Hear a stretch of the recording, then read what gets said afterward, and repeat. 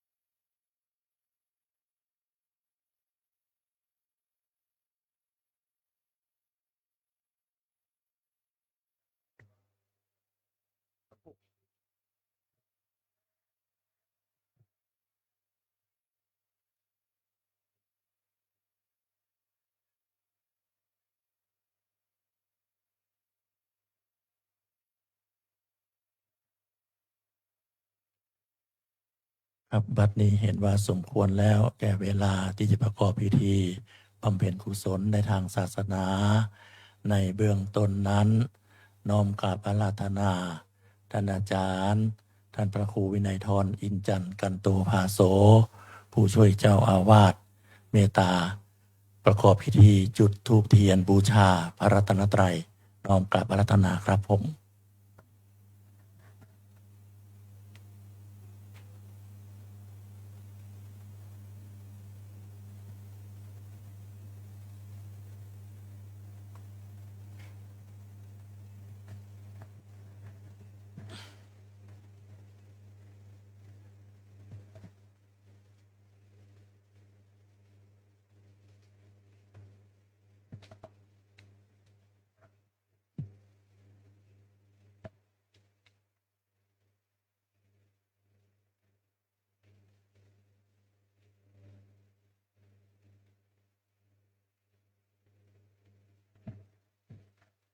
สาธุชนทุกท่านประนมมือขึ้นเต้นนะครับนะ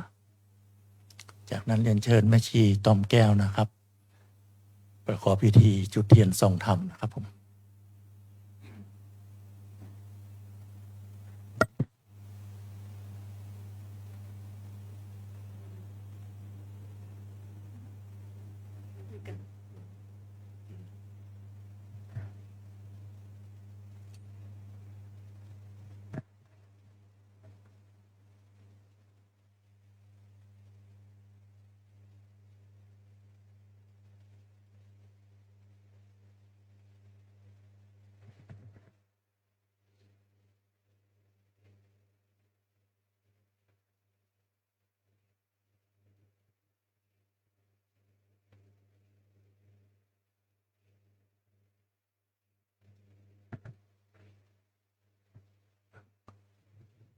เชิญแม่ชีครับนั่ง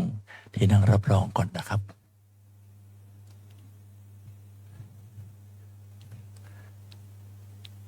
เรียนเชิญทุกท่านบูชาพระรัตนตรัย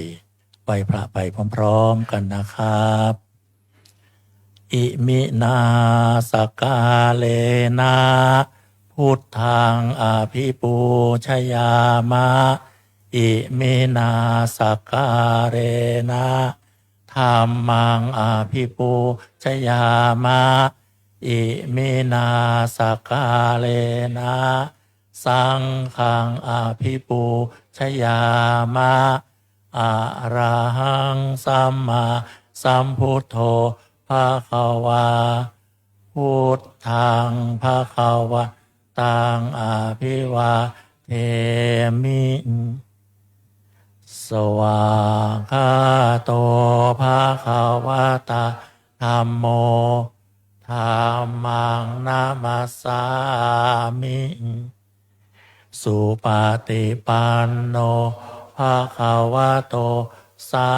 วกสังโฆสังฆังนะมามิครับและในเวลาโอกาสนี้น้อมกราบอาราธนาองค์เทศองค์แสดงธรรมท่านอาจารย์พระสมุอำนวยศิลป์ศีละสังวโร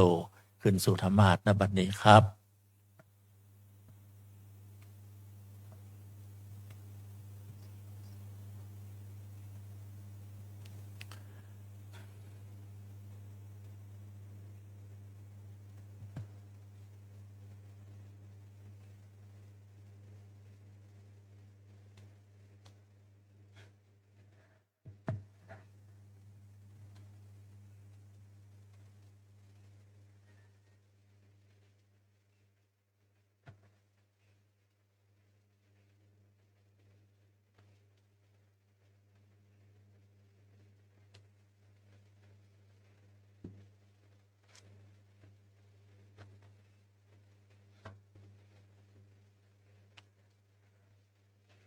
และในโอกาสอันสำคัญวันนี้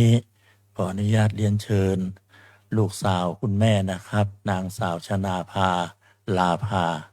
ประเคนถวายผ่านเบญจศิลป์นะครับเรียนเชิญนะครับ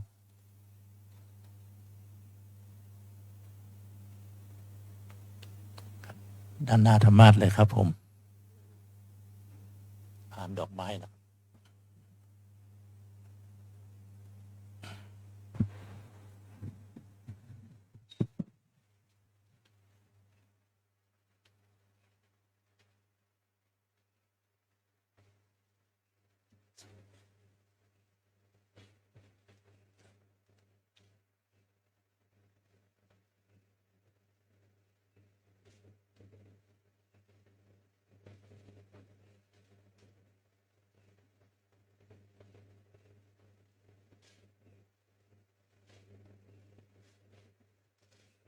จากนั้นเรียนเชิญกลับที่นั่งรับรองเดิมครับ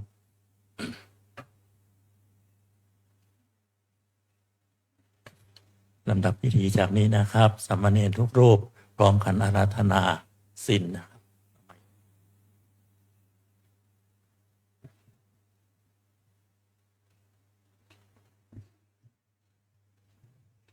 นิมนต์สามเณรทุกรูปกราบพระอาจารย์พร้อมกล่าวคำอาราธนาศีลพร้อมกันนะครับ อัญชลีวันทาอภิวาทอัญชลีวันทาอภิวาทอัญชลีวันทาอภิวาทอัญชลีวันทาอัญชลีมายังพันเตสรณะสีลังยาจามะทุติยัมปิมายังพันเตสรณะสีลังยาจามะตติยัมปิมายังพันเตสรณะสีลังยาจามะนะโมตัสสะภะคะวะโตอะระหะโตสัมมาสัมพุทธัสสะนะโมตัสสะภะคะวะโตอะระหะโตสัมมาสัมพุทธัสสะนะโมตัสสะภะคะวะโตอะระหะโตสัมมาสัมพุทธัสสะ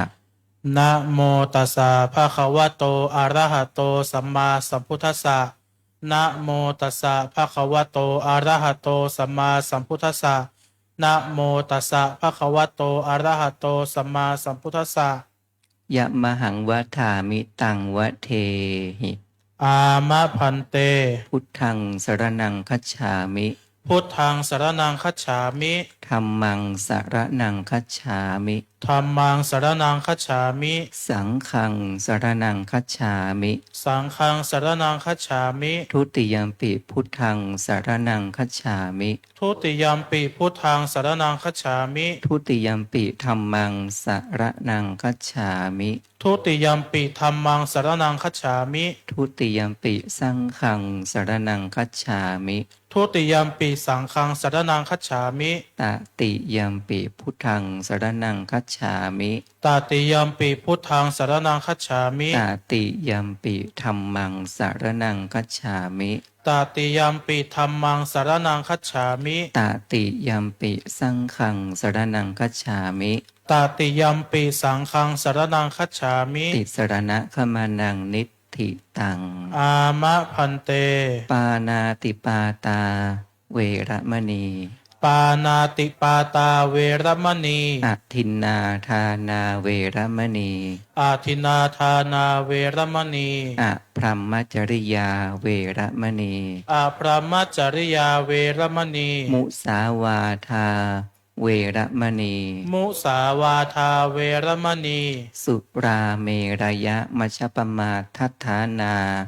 เวระมณี สุราเมรยะมชะปมาทฐานาเวรมณี วิกาลโภชนาเวระมณี วิการโภชนาเวรมณี นัจจาคีตาวาทิตวิสุขทัสนาเวระมณี นัจจะคีตะวาทิตะวิสุกาทัสนาเวรมณี มาลาคันทะวิเลปนะธารณะมันดะนะวิภูสนัทธานาเวระมณี มาราขันทะวิเลปนะธารณะมันตนะวิปูสนัฐานาเวรมณี อุจจาสยนะมหาสยนาเวระมณี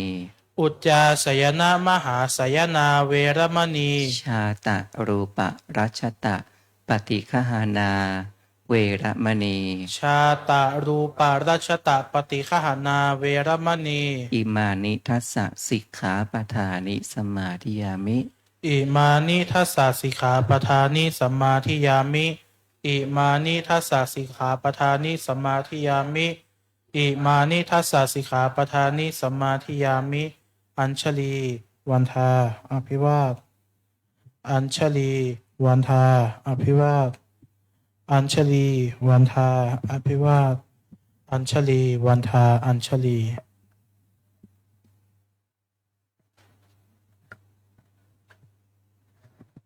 เชิญท่านแม่ชีนะครับนะอาราธนาศีล เนนช่วยเปิดพัดลมตัวนี้นะ เรียนเชิญคณะแม่ชีโยคีทุกท่านน้อมกราบพระอาจารย์พร้อมกล่าวคำสมทานศีลพร้อมกันค่ะอัญชลี วันทา อภิวาท อัญชลี วันทา อภิวาท อัญชลี วันทา อภิวาท อัญชลี วันทา อัญชลี มะยังพันเต ติสระเนนะสหะ อัฏฐศีลานิยาจามะ ทุติยัมปิมะยังพันเต ติสระเนนะสหะ อัฏฐศีลานิยาจามะ ตติยัมปิมะยังพันเต ติสระเนนะสหะ อัฏฐศีลานิยาจามะ นะโมตัสสะภะคะวะโตอะระหะโตสัมมาสัมพุทธัสสะนะโมตัสสะภะคะวะโตอะระหะโตสัมมาสัมพุทธัสสะนะโมตัสสะภะคะวะโตอะระหะโตสัมมาสัมพุทธัสสะ นะโมตัสสะภะคะวะโตอะระหะโตสัมมาสัมพุทธัสสะนะโมตัสสะภะคะวะโตอะระหะโตสัมมาสัมพุทธัสสะนะโมตัสสะภะคะวะโตอะระหะโตสัมมาสัมพุทธัสสะ พุทธังสรณังคัจฉามิ พุทธังสรณังคัจฉามิ ธัมมังสรณังคัจฉามิ ธัมมังสรณังคัจฉามิ สังฆังสรณังคัจฉามิ สังฆังสรณังคัจฉามิ ทุติยัมปิพุทธังสรณังคัจฉามิ ทุติยัมปิพุทธังสรณังคัจฉามิ ทุติยัมปิธัมมังสรณังคัจฉามิ ทุติยัมปิธัมมังสรณังคัจฉามิ ทุติยัมปิสังฆังสรณังคัจฉามิ ทุติยัมปิสังฆังสรณังคัจฉามิ ตติยัมปิพุทธังสรณังคัจฉามิ ตติยัมปิพุทธังสรณังคัจฉามิ ตติยัมปิธัมมังสรณังคัจฉามิ ตติยัมปิธัมมังสรณังคัจฉามิ ตติยัมปิสังฆังสรณังคัจฉามิ ตติยัมปิสังฆังสรณังคัจฉามิ ติสรณะขมนังนิตติตัง อามะพันเต ปานาติปาตา เวรมณีสิกขาปะทังสมาธิยามิ ปานาติปาตา เวระมณีสิกขาปะทังสมาธิยามิ อทินนาทานา เวรมณีสิกขาปะทังสมาธิยามิ อทินนาทานา เวระมณีสิกขาปะทังสมาธิยามิ อพรหมจริยา เวรมณีสิกขาปะทังสมาธิยามิ อพรหมจริยา เวระมณีสิกขาปะทังสมาธิยามิ มุสาวาทา เวรมณีสิกขาปะทังสมาธิยามิ มุสาวาทา เวระมณีสิกขาปะทังสมาธิยามิ สุราเมรยะมัชฌปมาทัฏฐานา เวรมณีสิกขาปะทังสมาธิยามิ สุราเมรยะมัชฌปมาทัฏฐานา เวระมณีสิกขาปะทังสมาธิยามิ วิกาละโภชนา เวรมณีสิกขาปะทังสมาธิยามิ วิกาละโภชนา เวระมณีสิกขาปะทังสมาธิยามิ นัจจะขีตาวาทิตาวิสุกตัสสนะ มาลาคันทะวิเลปนะธารณะมันดนะวิภูสนัทธานา เวรมณีสิกขาปะทังสมาธิยามิ นัจจะคีตะวาทิตะ วิสุกทัสสนะ มาลาคันทะวิเลปนะธารณะมันดนะ วิภูสนัทธานา เวระมณีสิกขาปะทังสมาธิยามิ อุจจาสยนะมหาสยนา เวรมณีสิกขาปะทังสมาธิยามิ อุจจาสยนะมหาสยนา เวระมณีสิกขาปะทังสมาธิยามิ อิมานิอัฏฐสิกขาปทานิสมาธิยามิ อ อิมานิอัฏฐสิกขาปทานิสมาธิยามิอิมานิอัฏฐสิกขาปทานิสมาธิยามิอิมานิอัฏฐสิกขาปทานิสมาธิยามิ อิมานิอัฏฐสิกขาปทานิสีเลนะสุขติงยันติสีเลนะโภคสัมปทาสีเลนะนิปุติงยันติตัสมาสีลังวิโสทะเย สาธุสาธุสาธุอัญชลี วันทา อภิวาทอัญชลี วันทา อภิวาทอัญชลี วันทา อภิวาทอัญชลี วันทา อัญชลี สำหรับวันนี้พิเศษกว่าทุกงานนะครับเนาะ เปิดเพิ่ม แม่ชีน้ำค้างลาภาผู้วายชน จะเป็นผู้อาราธนาธรรมเองนะครับเรียนเชิญครับผม อาจะโลกาทิปติสัมปติกาตอัญชลี อันทิวรังอายาจถาสันติทัสสัตตาปาราชาคาชาติกาเทเสตุธรรมังอนุกรรมปิมังปะชังบอดีพรหมเป็นบรมในพรหมาทรงฤทธิ์ที่สัปดาห์กว่าบริษัททุกหมู่พรหมน้อมหัดนมัสการประดิษฐานนาทีสมควรแล้วจึงบังคมชุลีบาทพระศาสดาขอพรอันประเสริฐวรเลิศมโหฬารสัตว์ในโลกากิเลสน้อยก็ยังมี ขอองค์พระจอมปราดสู่ธรรมาสอันรู้จริงโปรดปวงประชานิท่านจงโปรดแสดงธรรมนิมนต์ท่านเจ้าขาผู้ปรีชาอันเลิศล้ำโปรดแสดงพระสัทธรรมเทศนาปวาทีเพื่อให้สำเร็จผลแด่ปวงชนบรรดานี้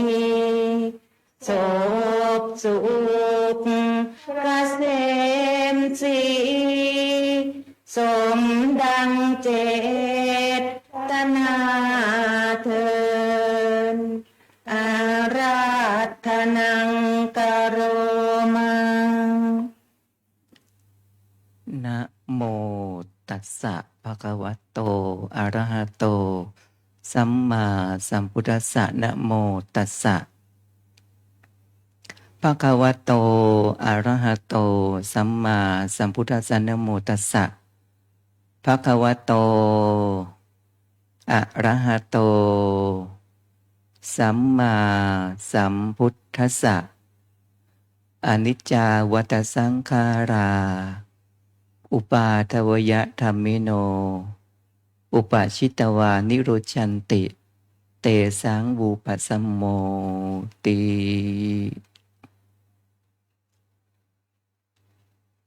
ขอความนอบน้อม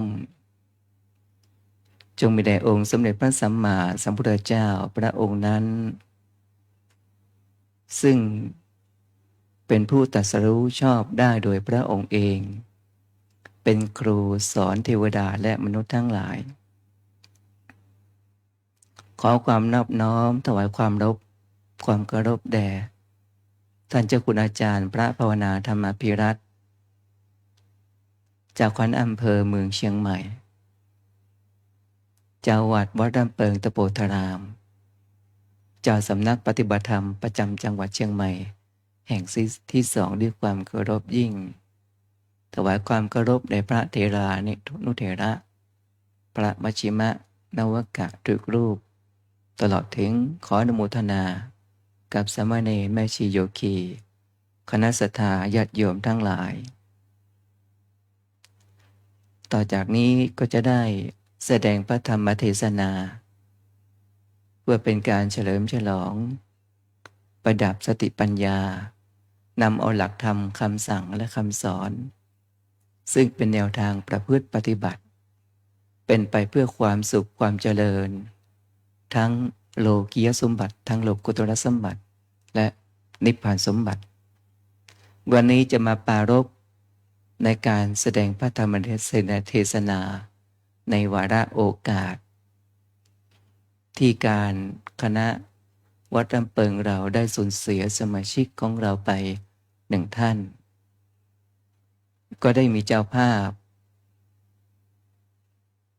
มีฝ่ายพระภิกษุก็มีท่านเจ้าคุณอาจารย์พระภาวนาธรรมภิรัตน์ประธานสงฆ์นี่ฝ่ายสงฆ์และฝ่ายคฤหัสถ์เกินแม่ชีต้อยวีระวรรณสู่สุขเป็นต้นพบคณะแม่ชีโยคีทั้งหลาย ที่เราท่านทั้งหลายทั้งภายในภายนอกมาร่วมกิจกรรมมาหวนระลึกนึกถึงบุคคลผู้วายชน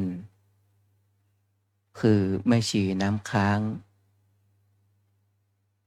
ลาภาโดยประวัติโดยย่อของแม่ชีน้ำค้างลาภาโดยเป็นที่พอสังเขปแต่สำหรับญาติพี่น้องคงจะเข้าใจกันดีแต่สามเณรที่บวชภายหลังมาภายหลังแม่ชีอาจจะไม่รู้จักแม่ชีนั้นมีอัธยาศัยที่งดงามคุณงามความดีของแม่ชีก็คือ 1. สัมมาวาจาวาจาไพเราะอ่อนหวานแม้แต่คำอาราธนาศีลอาราธนาธรรมนั้นเสียงไพเราะแม่ชีมีจุดโดดเด่นก็คือวจีกรรมมีปิยวาจาแล้วก็มีมนุษยสัมพันธ์ที่ดีต่อพระภิกษุสามเณรแม่ชีโยคีต่อเพื่อนสัตมิกทั้งหลายเป็นที่รู้กันดีสัมมากัมมันตะแม่ชีนี้การกระทำการงานที่ได้รับมอบหมายจากเจ้าคุณอาจารย์ก็ทำโดยไม่ได้ขัดตกบกพร่องทั้งส่วนทั้งทานกุศลศีลกุศลภาวนามยกุศลแม่ชีก็ได้ทำได้ตลอดอย่างดีเยี่ยม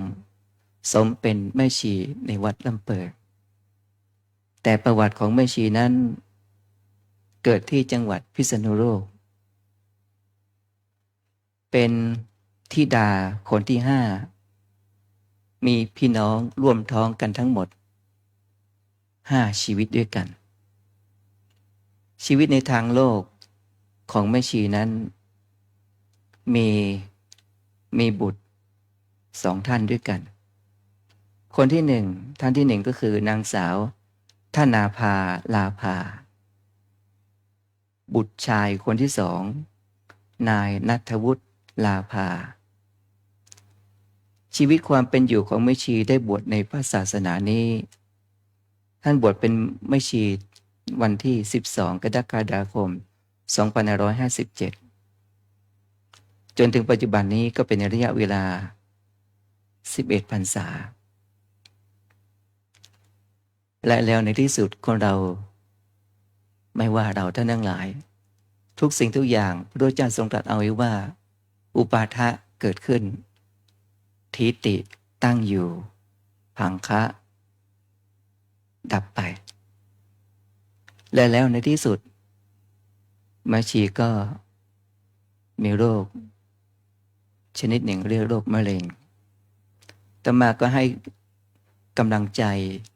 ตอนที่มีชีวิตอยู่อาตมาก็บอกว่าแม่ชี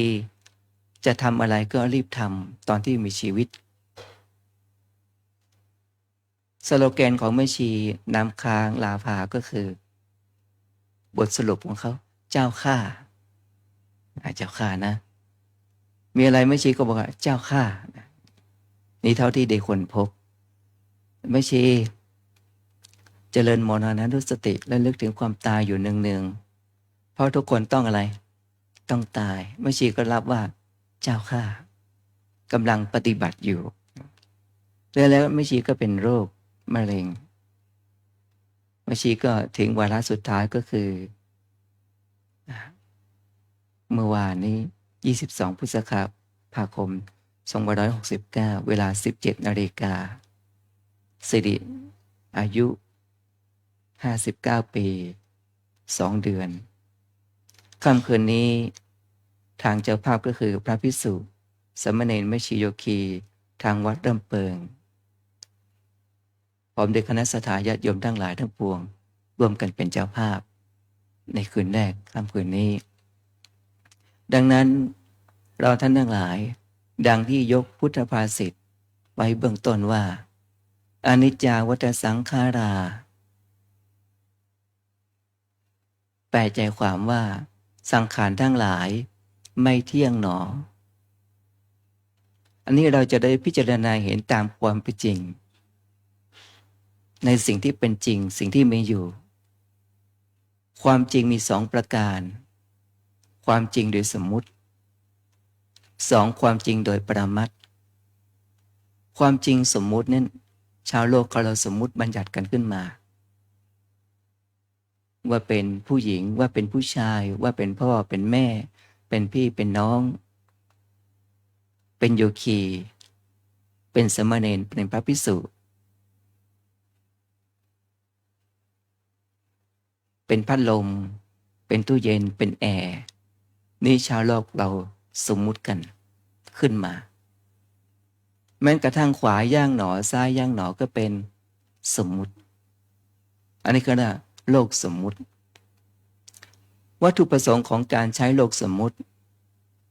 นี้เพื่อเป็นการสื่อสารผู้ส่งสารและผู้รับสาร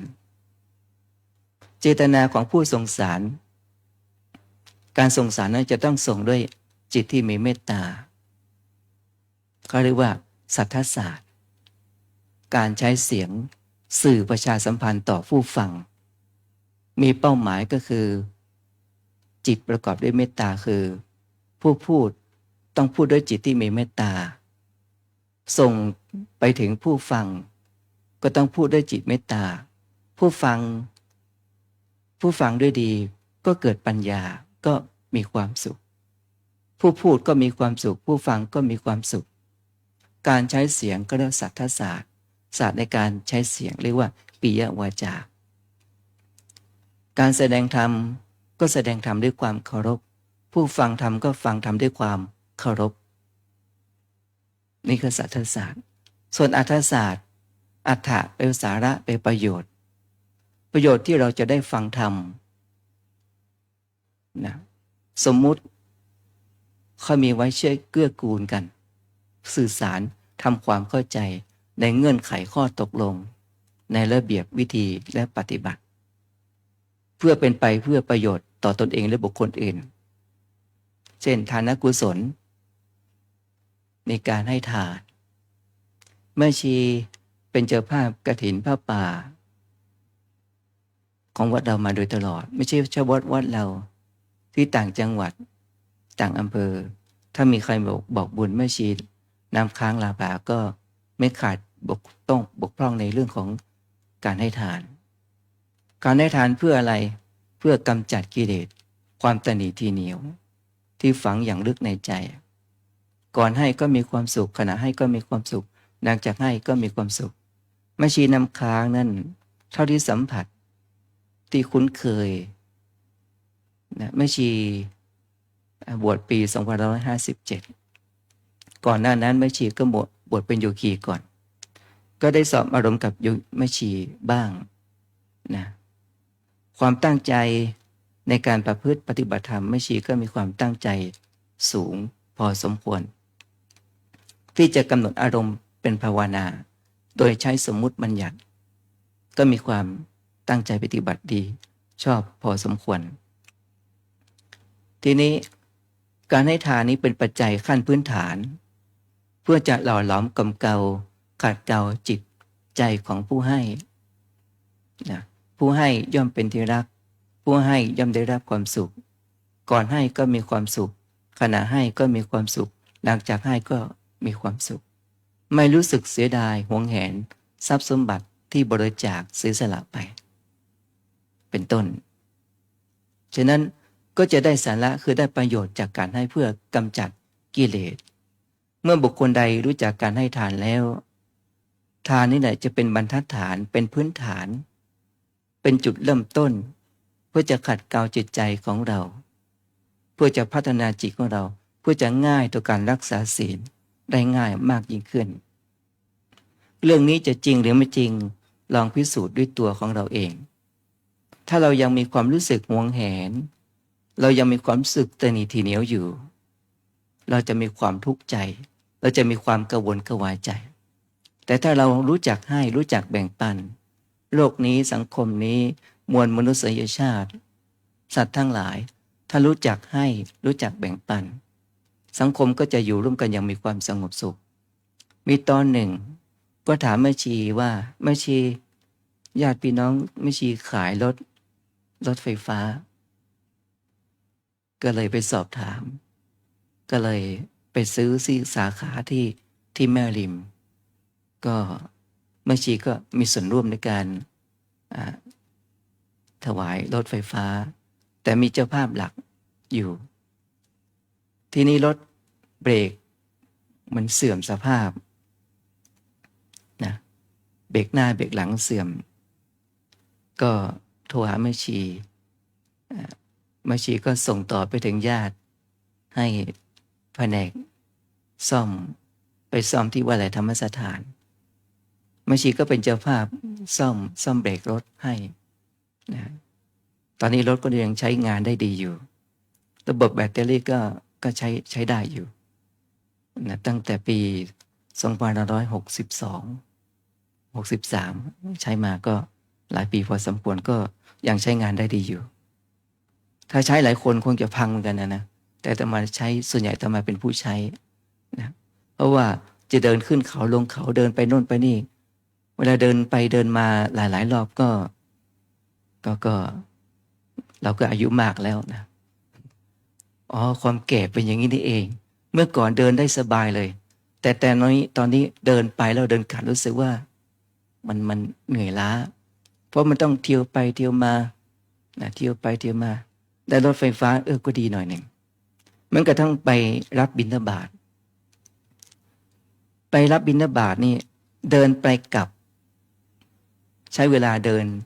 ไปกลับ2 ชั่วโมงกว่าระยะเวลาก็5 กิโลเมตรกว่า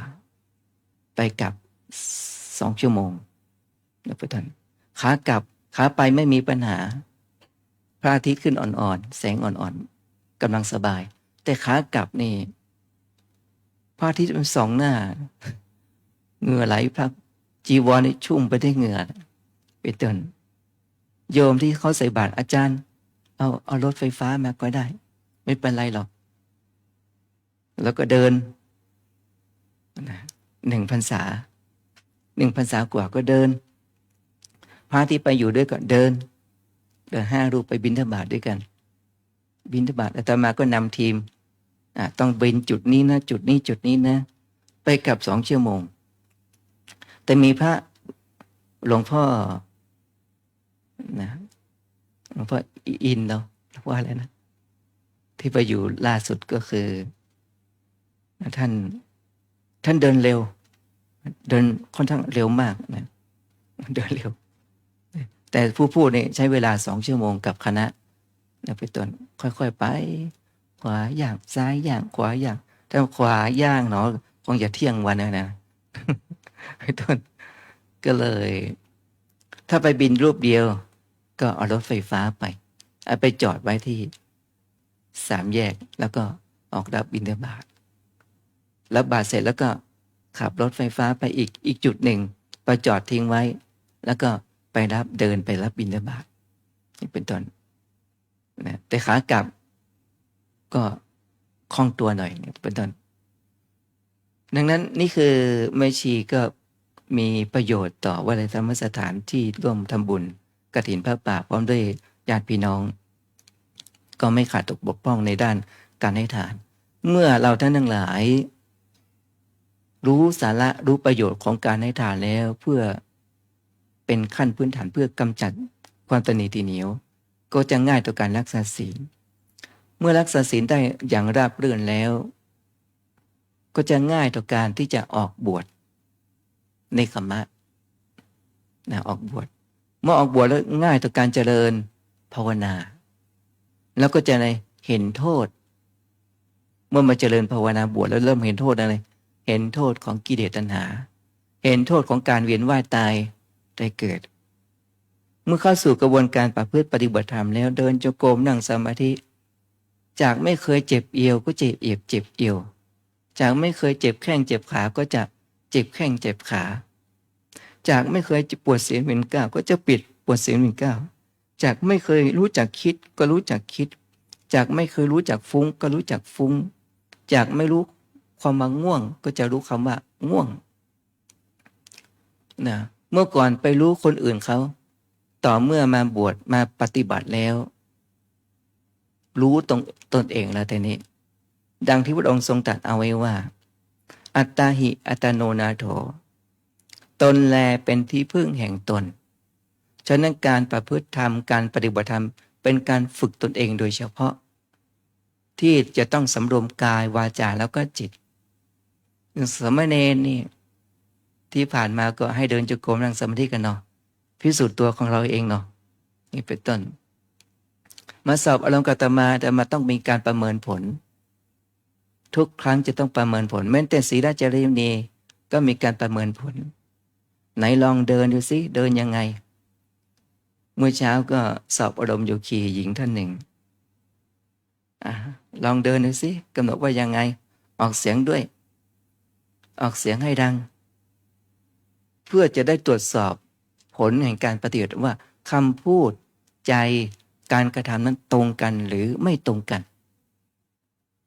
นะลองเดินดูได้คนพบว่าเขาบอกว่าขวาย่างหนอเหมือนกันเขากระทำถูกอย่างที่เขาเข้าใจถูกของเขา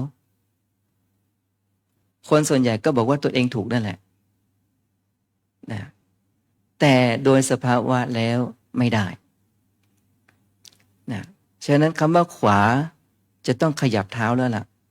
เตรียมความพร้อมแล้วเหมือนกับว่ากรรมการการแข่งขันวิ่ง4x100ก็ตามนะ4 คน100 เมตรคนละ100 เมตร4x100กรรมการตัดสินเขาจะว่านักกีฬามาเตรียมความพร้อมอยู่ในลู่วิ่งแล้วกรรมการก็บอกว่าเข้าที่นักกีฬาทุกคนจะต้องอะไรมาประจำตำแหน่งลู่วิ่งของตนเองนะลู่วิ่งที่1ลู่วิ่งที่2ลู่วิ่งที่3ลู่วิ่งที่4อยู่ใกล้หน่อยแต่เป็นทางโค้งลู่วิ่งที่1นี่อยู่ใกล้กรรมการเส้นวงในแต่อยู่ไกลแต่ลู่วิ่งที่4ไกลโน่นแต่เป็นทางโค้งเฉลี่ยตารางเมตรเท่ากัน เมื่อกรรมการบอกว่านักกีฬาเข้าที่มาละทุกคนทยอยมาเตรียมตัว ตอนที่เราวางนี่แหละคำว่าขวาย่างเนาะเนี่ยหมายว่าก่อนที่จะบอกว่าขวาย่างเนาะมันเข้าที่แล้วล่ะต้องดูกายแล้วล่ะเข้าที่ต้องค่อยย่อตัวลงละมือสองข้างทำมือเป็นคืบที่เส้นห้ามเลยเส้นเท้าหัวเข่างอเข่าเล็กน้อยเข้าที่เตรียมความพร้อมแล้วเข้าที่ถ้าเราวางเริ่มยกแข้งยกขายกก้นขึ้นแล้วใช่ไหมเราวางแล้วถึงจะยังไงนักกีฬาก็ต้องเตรียมความพร้อมแล้ว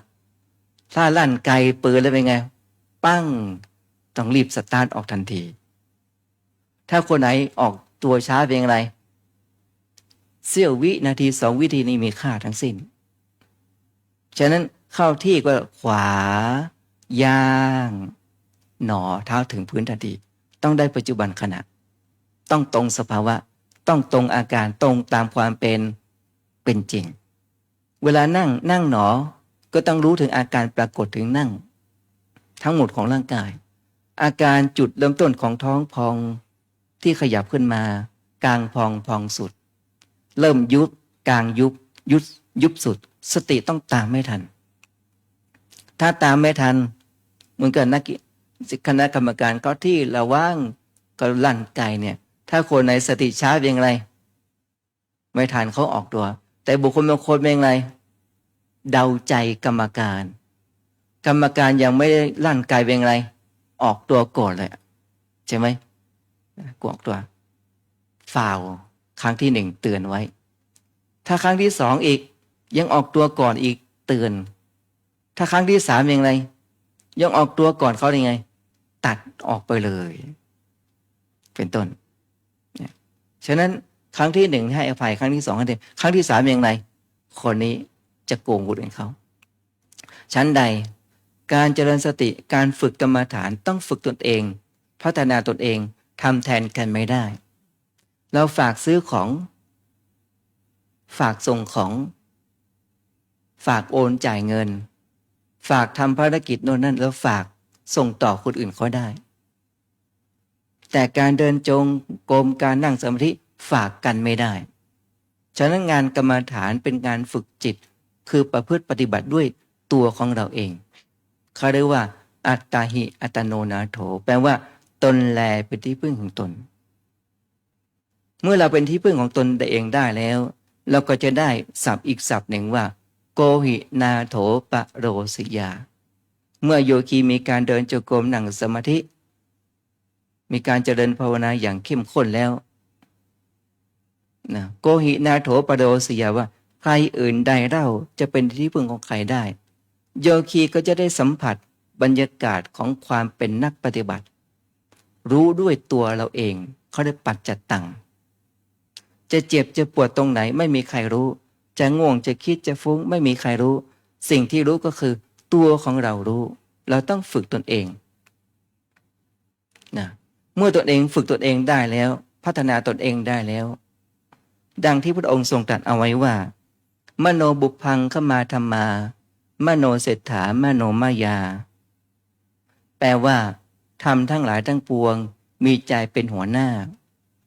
มีใจเป็นใหญ่มนัสสาเจปัสสันเนนะภาสติวากะโรติวาตโตนังสุขะมะเนวติฉายาวะอนุปายีนิแปลว่าสำเร็จด้วยใจถ้าบุคคลใดมีใจอันผ่องใสแล้วพูดอยู่ก็ดีทำอยู่ก็ดีความสุขย่อมไปตามเขาดุจเพราะเหตุนั้นเหมือนเงาไปตามตัวได้ฉะนั้นการประพฤติธรรมการปฏิบัติธรรมฝึกฝนปฏิบัติได้ด้วยตัวของเราเองบุญกุศลมีอะไรศีลกุศลและภาวนามยกุศลย่อมติดตัวเราไปย่อมเป็นที่พึ่งของตัวเราเองได้แต่การทำงานการทำภารกิจโน่นนั้นนี่ฝากคนอื่นได้ครูบานุพันธ์ว่าไงตอนเช้านี้ไม่เป็นไรป่วยไข้มาไม่ได้ไม่เป็นไร ใส่ซองมาก็ได้พี่ตัวเองนะมาทอดกฐินทอดป่าไม่ได้มาไม่ได้ไม่เป็นไรโอนเข้ามาทั้งวัดลำเพิงก็ได้อย่างนี้นะเป็นต้นเนาะอันนี้ฝากคนอื่นเขาโอนมาได้ทำบุญแทนกันได้จริงไหมเหมือนกับสามเณรเนาะฝากคนอื่นทำแทนได้เนาะแต่เดินจงกรมนั่งสมาธิหายใจเนี่ยทำแทนกันไม่ได้เนาะเป็นต้นฉะนั้นเมื่อเรามีการประเมินผลการปฏิบัติแล้วมันเช็คดูว่าอ๋อโยคีทำถูกต้องไหมได้สภาวะมันได้ความจริงไหมต้องเช็คดูนะฉะนั้นคนทั้งหลายทั้งปวงเข้าใจแต่ละคน10 คนก็เข้าใจอีก10 คน100 คนก็เข้าใจอีก100 คนแต่ละคนมีความหลากหลายมีความแตกต่างกันไปจะไม่เหมือนกันแต่โดยสภาวะนั้นจะต้องตามความเป็นจริงก็คือรู้อะไรรู้ในรูปคือร่างกายนี้เป็นรูปเป็นสภาพที่ไม่รู้จะขวาจะซ้ายเนี่ยร่างกายมันไม่รู้หรอกแต่ใจเนี่ยเป็นผู้รู้นะเราจะพูดจะทำอะไรก็มาจากใจจะพูดอยู่ก็ดีจะทำอยู่ก็ดีถ้าใจได้รับการฝึกฝนอบรมมาดีแล้วที่เราฝึกภาวนานะเจ็บร่างกายเขาไม่ได้บอกว่าเจ็บหรอกแต่ใจรู้ว่าเจ็บก็กำหนดตามความเป็นจริงว่าเจ็บหนอฉะนั้นคำว่าเจ็บหนอเนี่ยเป็นสมมุติบัญญัติเป็นชื่อนะแต่เราไม่ใช่ไปติดที่คำว่าเจ็บหนอแต่ให้เรารู้ลึกรู้ละเอียดอ่อนรู้ความปราณีตถึงอาการเจ็บฉะนั้นคำเจ็บนี้เป็นคำปริกรรมภาวนาเป็นต้นเพื่อจะให้รู้อะไรรู้ความจริงโดยปรมัตถ์ว่าอ๋อรูปเป็นสภาวะไม่รู้แต่จิตเป็นสภาวะที่เข้าไปรู้ตัวของเราอยู่ที่นี่แต่ใจของเราคิดถึงอดีตคิดถึงอนาคตจะคิดเรื่องดีหรือคิดไม่ดีก็เป็นปัจจตังรู้ได้เฉพาะตนใจเราห้ามคิดไม่ได้ห้ามฟุ้งซ่านไม่ได้ห้ามไม่ให้เจ็บไม่ให้ปวดห้ามไม่ได้ห้ามไม่ให้แก่ห้ามไม่ได้ห้ามไม่ให้พลัดพรากของรักของห่วงก็ห้ามไม่ได้แล้วก็ห้ามไม่ให้ตายก็ห้ามไม่ได้เช่นเดียวกันมันเป็นโดยสภาวะสภาวะแปลว่ามันเป็นของมันเองแต่เรามาฝึกให้เรามีสติตื่นรู้แล้วกำหนดรู้สภาวะตามความเป็นจริงในสิ่งนั้นเมื่อกำหนดรู้สภาวะตามความเป็นจริงสิ่งนั้นเราก็จะเห็นอะไรดังที่กล่าวเมื่อกี้ประโยชน์นึงว่าอุปาทะสิ่งที่เกิดขึ้นอะไรก็ตามเกิดขึ้นแล้วต้องมีอะไรทิฏฐิตั้งอยู่จากนั้นพังคะก็จะดับไปหายไปสิ้นไปนะดังนั้นเมื่อเรามาฝึกกรรมฐานภาวนาแล้วฝึกตนเองพัฒนาตนเองแล้วทำแทนกันไม่ได้แต่ให้กำลังใจกันได้นะเป็นเจ้าภาพถวายพระทานเช้าเพลได้เป็นเจ้าภาพสร้างโน้นสร้างนี้ได้ไม่ได้มาก็โอนเข้าสู่บัญชีทางวัดหรือว่าวัดที่อื่นที่ไหนก็ได้ที่เราทำบุญได้ทั้งนั้นนะแต่ว่าการปฏิบัติธรรมเป็นของเฉพาะบุคคลเมื่อเราผ่านกระบวนการฝึกปฏิบัติอย่างนี้แล้วดังที่ยกพุทธภาษิตเมื่อกี้ว่าอนิจจาวัฏสังขาราสังขารทั้งหลายไม่เที่ยงหนอกายสังขารร่างกายของเรามีความทรุดโทรมมีความแปรปรวนมีความเปลี่ยนแปลงอย่างไม่ชีน้ำค้างเริ่มต้นเข้าวัดก็สุขภาพร่างกายแข็งแรงสมบูรณ์ดีฉะนั้นโรคภัยก็เจ็บเราท่านทั้งหลายหนีกันไม่พ้นนะเราต้องยอมรับสภาพตามความเป็นจริงนะแต่แม่ชีก็โชคดีหน่อยที่ได้บวชเป็นแม่ชีได้มีกว่าได้สร้างบุญมากกว่าญาติพี่น้องก็พลอยอะไรได้ทำบุญกับแม่ชีด้วยถึงแม่ชีจะจากเราไปแต่คุณงามความดียังปรากฏดังที่ท่านหนุ่มได้ย้อนข้อมูลหลังอดีตของแม่ชีมาปรากฏให้เราดูวิดีทัศน์ให้ที่เราได้ยินได้ฟังกัน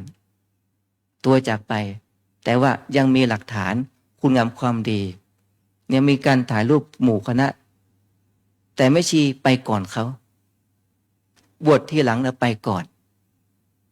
คนที่บวชก่อนไปทีหลังแต่แม่ชีบวชทีหลังไปก่อนฉะนั้นความตายเราจะเลือกใครจะตายก่อนตายหลังไม่ได้แต่ด้วยเหตุด้วยปัจจัยของสภาวะของแต่ละคนไม่เหมือนกันฉะนั้นเมื่อบุคคลใดพิจารณาสังขารทั้งหลายนี้เป็นทุกข์เป็นอนิจจังเป็นของไม่เที่ยงเป็นอนัตตาบังคับไม่บัญชาไม่ได้แต่เราก็ต้องอาศัยร่างกายนี้แหละเอามาทำคุณงามความดีฉะนั้น ความจริงโดยสมมุติมีไว้เพื่อสื่อสารทำความเข้าใจ เพื่อจะมีไว้เพื่อเกื้อกูลซึ่งกันและกันยังประโยชน์ทั้งโลกนี้และโลกหน้า ตั้งแต่การให้ทานรักษาศีลเจริญภาวนาเป็นต้นใช้สมมุติกันก่อน แต่ว่าในที่สุดเมื่อเราเข้าใจโดยสภาวธรรมแล้วนะอุปาชิตวานิโรชันติเตสังอุปสามโมสุโขบุคคลเข้าไปสงบระงับสังขารทั้งหลายก็คือดับคือการกำหนดก็คือดับการปรุงแต่งนั่นเองเมื่อเราไม่ปรุงแต่งเจ็บก็สักแต่ว่าเราเจ็บว่าร่างกายนี้มันทรุดโทรมแปรปรวนมันเป็นสภาวะของรูปที่มีความผันแปรมีความเปลี่ยนแปลงเราบังคับไม่ได้แต่เราก็บำรุงด้วยข้าวปลาอาหารด้วยการออกกำลังกายนวดเฟ้นเท่านั้นเองแต่จะบังคับไม่ให้ป่วยไม่ให้เจ็บบังคับไม่ได้แต่เราก็รักษาไปตามอาการเท่านั้นเองเพื่อจะประคองชีวิตให้มีชีวิตอยู่รอดได้ตามหลักวิชาการทางการแพทย์เป็นต้นแต่แล้วในที่สุดถึงคาเวลานั้นมันก็ต้องจากโลกนี้ไปเช่นเดียวกันฉะนั้นบุคคลเข้าไปสงบระงับสังขารทั้งหลายย่อมเป็นสุขอย่างยิ่งดังนั้นทำทั้งหลายทั้งปวงมีใจเป็นใหญ่มีใจเป็นหัวหน้าสำเร็จได้ด้วยใจถ้าเราฝึกใจอบรมมาดีแล้วการคิดการพูดการทำก็ดีไปด้วยจิตของเราก็ย่อมมีความผ่องใสชั้นใดเมื่อเราประพฤติเราปฏิบัติธรรมแล้วเข้าถึงปรมัตถ์ความจริงโดยปรมัตถ์ก็คือเข้าใจในความจริงหรือสมมุติเราเป็นแม่ชีสมมุติเราเป็นแม่สามเณรเป็นเงินเป็นทองเป็นบ้านเป็นรถเป็นคนนั้นเป็นสมมุติอย่างนี้มีไว้สื่อสารทำความเข้าใจเพื่อจะได้ทำความเข้าใจด้วยถ่ายทอดความรู้สึกที่ดีๆชี้แนะบอกกล่าวในสิ่งที่ดีงามด้วยกันฉะนั้นอีกตอนหนึ่งที่พระองค์ทรงตรัสเอาไว้ในบทสวดในสังเวคคาถาต่อจากคำว่าอนิจจาวัฏสังขาราว่าที่เราสวดกันนะสัพเพสัตตาแปลว่าสัตว์ทั้งหลายทั้งปวงสัตว์ทั้งหลายทั้งปวงแมวก็เป็นสัตว์สุนัขก็เป็นสัตว์ยุงก็เป็นสัตว์ช้างม้าวัวควายก็เป็นสัตว์แม้แต่เราท่านทั้งหลายก็เป็นสัตว์สัพเพสัตตาสัตว์ทั้งหลายทั้งปวงนะมะรันติจะที่ตายไปแล้วก็ดีที่กำลังจะตายอยู่เดี๋ยวนี้ก็ดีนะมะริงสุจะมริสเรที่จะตายต่อไปอีกก็ดีตเถวาหังมริสามิแม้นตัวของเรา แม้นตัวของเราก็จะตายอย่างนั้นเหมือนกันนั่นแหละนัตถิเมเอตถะสังสโยความสงสัยในเรื่องความตายนี้ย่อมไม่มีแก่เราเลยถ้าเราประพฤติทำปฏิบัติธรรมเราก็เข้าใจในบทสังเวคาถาเหล่านี้นะส่วนใหญ่แล้วเราไม่ค่อยได้แปลความหมายตรงนี้ถ้าเราแปลความหมายตรงนี้แล้วเนี่ยพระพุทธองค์ทรงตรัสไว้ว่า ไว้ไงความสงสัยในเรื่องความตายนี้ย่อมไม่มีแก่เราเพราะทุกคนจะต้องอะไรต้องตายนะมารันติจะคือที่ตายไปแล้วก็ดีที่กำลังจะตายอยู่เดี๋ยวนี้ก็ดีมะริงสุจะมริสเรก็คือที่จะตายต่อไปอีกก็ดีตเถวาหังมริสามิก็คือแม้นตัวเราก็จะตายอย่างนี้เหมือนกันนั่นแหละนะความสงสัยในเรื่องของความตายย่อมไม่มีแก่เราทั้งหลายถ้าบุคคลใดประพฤติธรรมปฏิบัติธรรมก็จะได้ค้นพบสภาวะต่างๆที่มากมายแก่กองโดยเฉพาะความเจ็บความปวดทุกขเวทนาอย่างแสนสาหัสโยคีบางท่านปฏิบัติธรรมแล้วเกิดสภาวะธรรมปวดมันขึ้นหัวนี่นะขออนุญาตโทรศัพท์ไปบ้านพอบ้านก็เป็นห่วงก็ว่าจะเป็นสโตรกก็เป็นไมเกรนก็เส้นเลือดจะแตกปรึกษากันขอกลับบ้านไปก่อนถ้าได้กล่าวโดยสภาวะธรรมนั่นคือสภาวะทุกข์ที่ปรากฏขึ้นชัดดังที่กล่าวเมื่อกี้ใจความตอนหนึ่งว่าจากที่เราไม่ทุกข์ เราก็จะจากที่เราไม่เห็นทุกข์เราก็จะเห็นทุกข์จากที่เราไม่เห็นความคิดเราก็จะเห็นจิตของเราคิดจากไม่เห็นความง่วงเราก็เห็นจิตง่วงจากไม่เห็นจิตที่ฟุ้งซ่านก็จะเห็นจิตที่ฟุ้งซ่านจากที่ไม่เห็นจิตที่มีความเบื่อหน่ายก็จะเห็นจิตที่มีความเบื่อหน่ายโดยเฉพาะทุกข์ฉะนั้นโยคีเมื่อมีการเดินจงกรมนั่งสมาธิเป็นไปอย่างจดจ่อต่อเนื่องก็จะเห็นสภาวะทุกข์ได้ชัดเจนนั้นถูกต้องแล้วไม่ผิดนะถูกต้องแล้วไม่ผิดถูกทางแล้วดังนั้นทุกข์มีไว้กำหนดรู้ทุกข์มีไว้ศึกษาทุกข์มีไว้พิจารณาเพื่ออะไรให้เกิดองค์แห่งปัญญาคือรู้แจ้งอย่างรู้ในอนิจจานุปัสสนาเห็นความไม่เที่ยงอยู่เนืองๆทุกขานุปัสสนาเห็นความเป็นทุกข์อยู่เนืองๆอนัตตานุปัสสนาเห็นความไม่ใช่เราไม่ใช่ของเราจิตเข้าไปรับรู้เป็นนามรูปเป็นสภาพที่ไม่รู้จิตเข้าไปรู้ร่างกายนี้เป็นรูปนะลักขณังรูปนี้มีความผุพังแตกสลายเป็นลักษณะเราจะได้มาปฏิบัติธรรมหรือไม่ได้มาปฏิบัติธรรมรูปนี้ก็มีความเปลี่ยนแปลงอยู่เรื่อยๆอยู่ตลอดเสมอตลอดเวลามันมีการเกิดดับสม่ำเสมอแต่เราไม่รู้ไม่เห็นเมื่อเรามีการเดินจงกรมนั่งสมาธิด้วยการพิจารณารูปอยู่เนืองๆก็จะเห็นสภาวะความไม่เที่ยงความเป็นทุกข์ความเป็นอนัตตาแล้วก็เราจิตสัมผัสรูปเป็นสภาพที่ไม่รู้แต่สิ่งที่รู้เรียกว่าใจเรียกว่านามเข้าไปรู้ฉะนั้นที่จะพูดได้ที่ขยับตัวได้เพราะอาศัยใจนั่นเองเราจะมาเร็วมาช้าก็มาจากใจจะพูดดีพูดไม่ดีก็มาจากใจจะทำดีทำไม่ดีก็มาจากใจแต่ว่าใจได้รับการฝึกฝนอบรมมาดีแล้วการพูดการทำก็ดีไปด้วยประกอบด้วยบุญด้วยกุศลนะแต่มาก็เตือนสติไม่ชี้นำคันทาง Facebook ว่ากำหนดอย่างเดียวกำหนดไปเถอะนะดังที่เคยยกตัวอย่างโยมแม่สุพรรณมรยอเป็นคนบ้านแม่แก้ดหลังมอแม่โจ้เชียงใหม่นี้นะโยมแม่สุพรรณมรยอเป็นโรคมะเร็งระยะสุดท้ายแล้วก็ไม่โยมแม่ทุกคนไม่ใช่เราเท่านั้นเป็นโรคมะเร็งในโลกนี้จักรวาลเยอะแยะที่คือเป็นโรคมะเร็งแล้วเราไม่ใช่มีเราตายคนเดียวในโลกนี้ล้วนแต่มีคนตายทั้งสิ้นไม่ต้องกลัวหรอกแต่ขอให้เอามาเป็นอารมณ์ภาวนานะอาตมาก็ไปเยี่ยมที่โรงพยาบาลสันทรายแกนอนเฉยไม่พูดไม่จานะไม่โต้ตอบแต่เรากระซิบบอกว่าโยมแม่ที่คุยกันตอนที่สอบอารมณ์เนี่ยให้กำหนดเอามาเป็นอารมณ์ภาวนาจำได้ไหมแกพยักพางกหัวพยักหน้านะแกก็กำหนดแกไม่บ่นไม่อะไรเลยไม่บ่นไม่เพ้อกำหนดภาวนานะแกก็อยู่ได้โดยไม่กระวนกระวายใจนี่แหละที่พระองค์ทรงตรัสเอาไว้ว่าจิตตังทันตังสุขาวหังจิตที่ฝึกดีแล้วย่อมนำสุขมาให้คือการฝึกจิตนั่นเองนะดังนั้นเราท่านทั้งหลายว่านะที่แสดงพระธรรมเทศนาที่พรรณนานะเพื่อพระองค์ทรงตรัสเอาไว้ในบทพุทธพจน์ว่าตุมเหหิกิจจังอาตปัง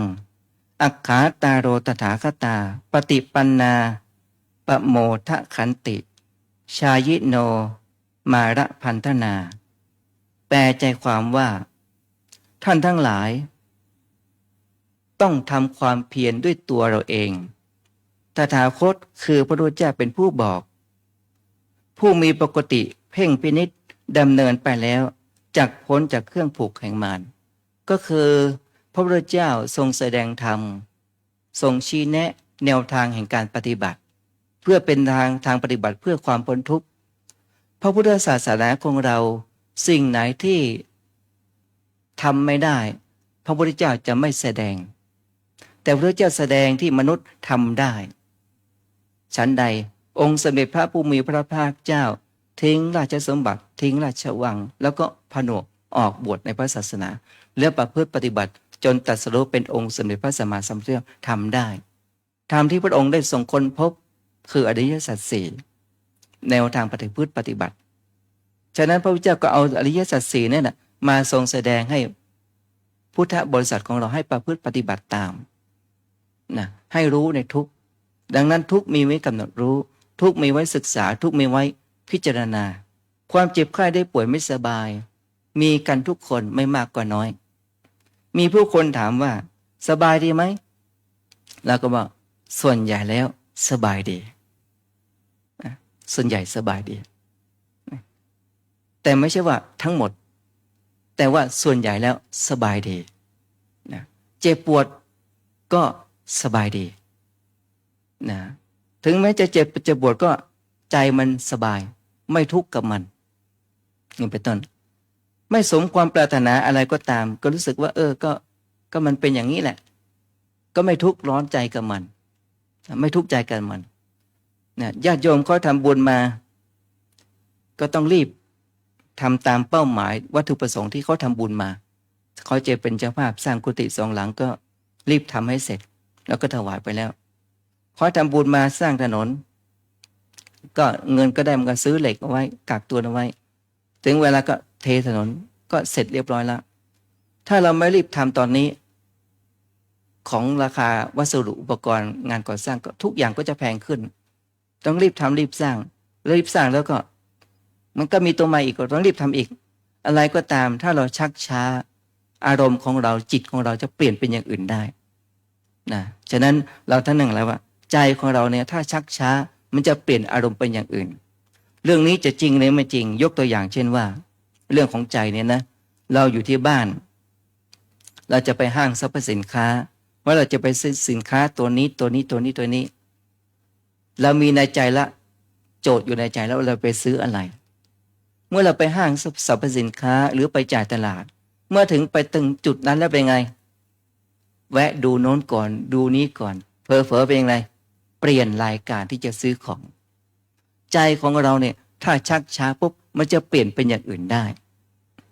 จะเปลี่ยนไปทางที่ดีหรือไม่ดีก็อยู่ที่บุคคลผู้นั้นฉะนั้นพุทธศาสนาของเรา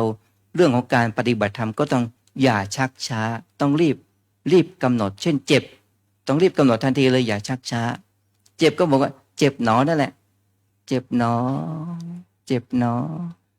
ไม่ใช่กำหนดคำว่าเจ็บหนอเป็นสมมติบัญญัติเป็นความจริงในสมมติแต่เราอย่าไปติดคำว่าเจ็บแต่ให้เรารู้ถึงอาการเจ็บ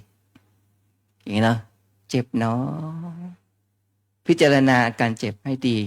เจ็บหนอเจ็บหนอขณะที่คำเจ็บหนอมจะคลายเลยคลายสมมุติเขาเพื่ออะไรจะละสักกายทิฏฐินั่นเองอ๋อใจเข้าไปรู้แต่ร่างกายเป็นสภาพที่ไม่รู้แต่ทุกมีความแปรปรวนมีความเปลี่ยนแปลงเป็นสภาวะของมันเกิดจากกิเลสวิบากกรรมของแต่ละบุคคลฉะนั้นกรรมมุนาวัตติโลโกสัตว์โลกย่อมเป็นไปตามกรรมใครทำกรรมอย่างไรก็จะได้อย่างนั้นมาจากกรรมทั้งสิ้นเราจะหนีกรรมไม่พ้นดังนั้นเราท่านทั้งหลายว่าถ้าเราประพฤติธรรมปฏิบัติธรรมมีอะไรเกิดขึ้นรีบกำหนดทันทีอย่าชักช้าถ้าเราชักช้าแล้วใจของเราจะเปลี่ยนเป็นอย่างอื่นได้ฉะนั้นเราท่านทั้งหลายการแสดงธรรมวันนี้เราท่านทั้งหลายมีพระภิกษุสามเณรมีท่านเจ้าคุณอาจารย์พระภาวนาธรรมาภิรัตน์ได้เป็นเจ้าภาพหลักนะพร้อมด้วยพระภิกษุสามเณรแม่ชีโยคีคณะสัตยาญาติโยมทั้งหลายทั้งปวงมีญาติพี่น้องของแม่ชีน้ำค้างลาภาได้มาเป็นเจ้าภาพในวันนี้เพื่อจะรักษาศีลฟังธรรมเพื่อจะเอาบุญกุศลที่เรารักษาศีลฟังธรรมนี่แหละรวมกันพลังเป็นเหตุเป็นปัจจัยอุทิศไปถึงจิตตะดวงวิญญาณของแม่ชีน้ำค้างลาภา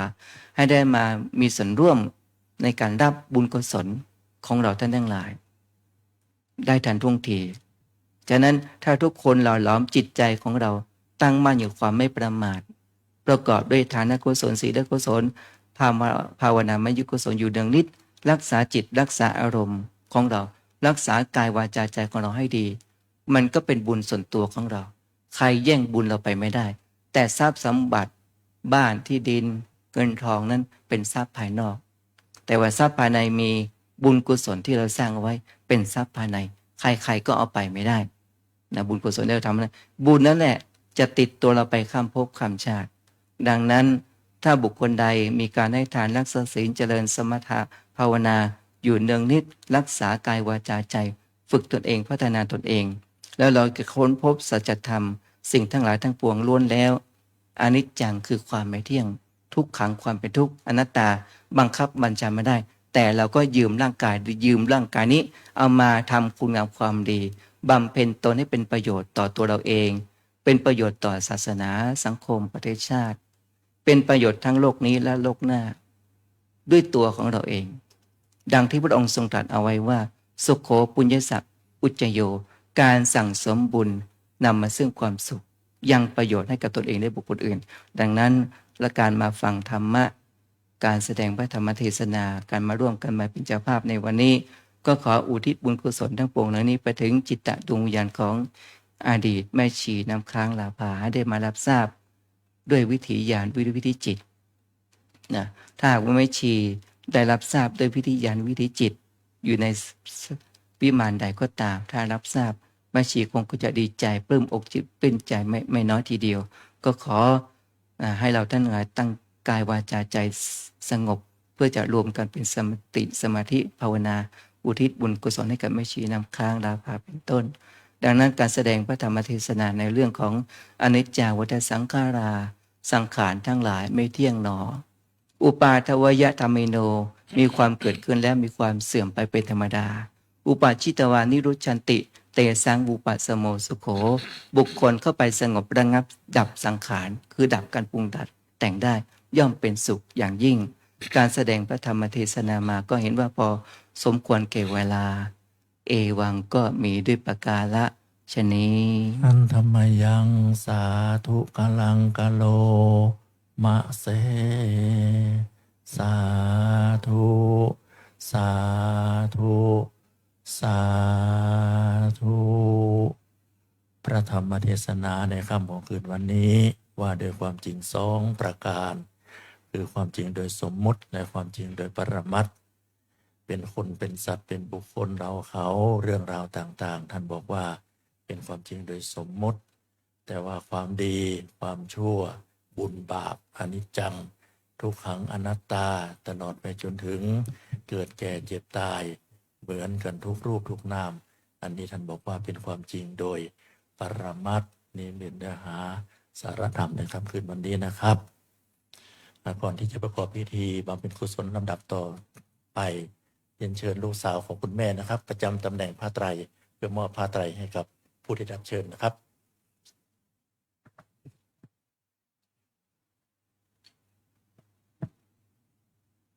ยืนตรงนั้นนะครับ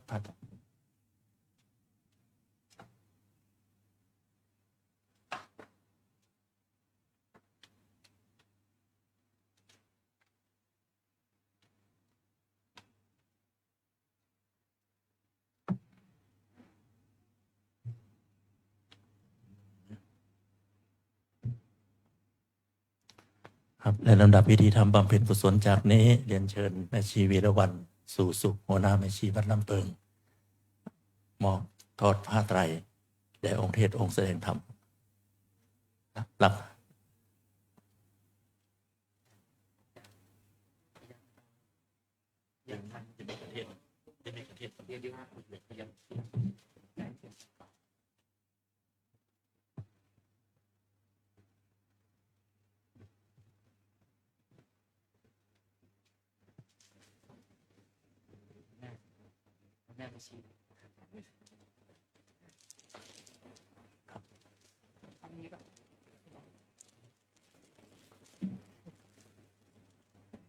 บัญชีไม่สะดวกนั่งเชิญกับที่นั่งรับรองเดิมนะครับเชิญทั้งสองครับ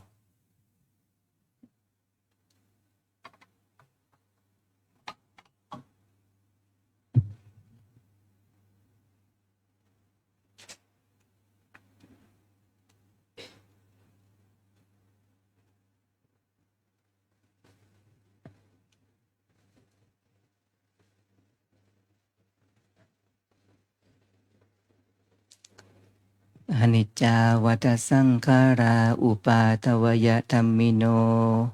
อุปาชิตวานิรุชันติเตสังวูปัสโมสุโขอนิจจาวัฏสังขาราอุปาทวยธัมมิโน อุปัชชิตวานิรุชันติเตสังวูปสโมสุโขอนิจจาวัฏสังขาราอุปาทวยธรรมิโนอุปัชชิตวานิรุชันติเตสังวูปสโมสุโข สาธุสาธุสาธุลำดับพิธีทำบำเพ็ญกุศลจากนี้นะครับถวายจตุปัจจัยทายธรรมเบื้องต้น2 ชุดชุดที่1ถวายทายทานกันพระพุทธเรียนเชิญแม่ชีอิ่มคำเมตตกิจนะครับชุดทายทานพระพุทธเตรียมไว้ด้านหน้าโต๊ะหมู่บูชาเป็นที่เรียบร้อยนะครับจากนั้นน้อมถวายปัจจัยทายธรรมบูชากันเทศแด่องค์เทศองค์แสดงธรรมเรียนเชิญคุณทัไทยทิพย์นิกน้องสาวคุณแม่นะครับเรียนเชิญครับ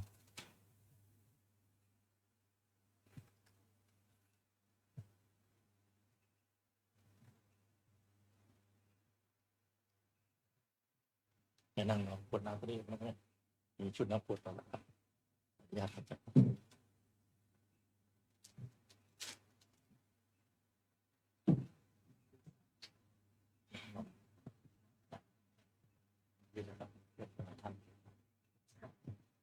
เชิญนั่งกดน้ำตรงนี้นะครับเชิญนั่งตรงนี้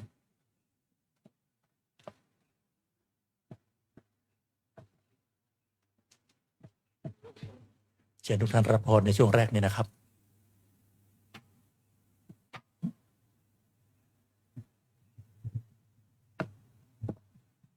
ตั้งใจกรวดน้ำอุทิศบุญกุศลนะพระภิกษุสามเณรแม่ชีโยคีเราท่านทั้งหลายด้วยยะถาวะริวาหาปุราปาริปุเรนติสากะรังเอวะเมวะอิโตทินังเปตานังอุปกปปติอิจิตังปฏิตังตุมหังคิปะเมวะสมิจันตุสเพปุเรนตุสังกปปาจันโทปนะราโสยถามณิโชติราโสยถาอายัญจะโคทักินาทินาสังคามิสุปฏิทิตาทีฆารตังอิตายะทะธานาโสปกปติโสยติธรรมโมจะอายังนิทัสสิโตเปตานาปูชาจกตาอุนราราปรัญจปิกขุนามนุปตินังโตมิปุญญังปสุตังอนาปกันติสพีติโยวิวัญจตุสภาโรโควินาสตุมาเตภวัตวันตรายโยสุขีทีคายุโกภวะอภิวาทนาสีริสานิจังวุธาปจายโนจัตตารโอธรรมวัฏันติอายุวโนสุขังพลังภวตุสัพปัมมังการังรักกันตุสัพพะเทวตาสัพพะพุทธานุภาเวนัสทาโสธีภาวันตุเตภวัตุสัพปัมมังการังรักกันตุสัพพะเทวตาสัพพะธรรมานุภาเวนัสทาโสธีภาวันตุเตภวัตุสัพปัมมังการังรักกันตุสัพพะเทวตาสัพพะสังฆานุภาเวนะสัทธาโสธีภวันตุเต สาธุสาธุสาธุครับเชิญกับนั่งที่รับรองเดิมครับพร้อมทางนิมนต์องค์เทศองค์แสดงธรรมลงมานั่งอย่างที่รับรองด้านล่างก่อนนะครับ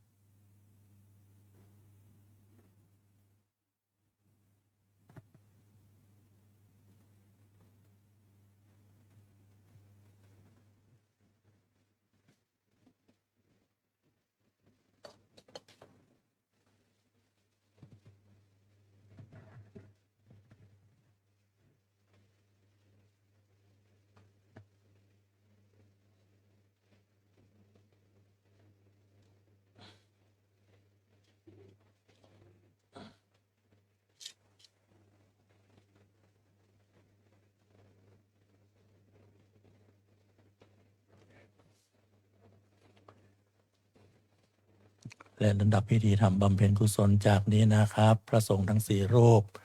ท่านจะได้สวดพระพิธรรมในเบื้องต้นนี้ขออนุญาตเรียนเชิญนะครับนางสาวพิชานันท์ประวัติเกียรติยศเป็นผู้ให้เกียรติจุดธูปเทียนบูชา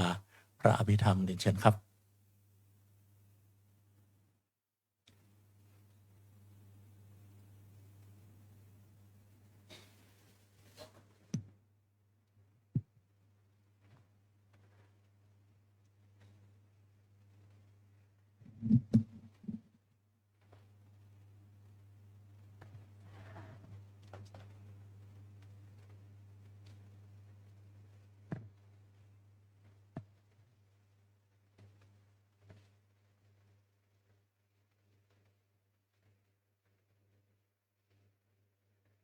เชิญกราบพระและกับนั่งที่รับรองเดิมครับ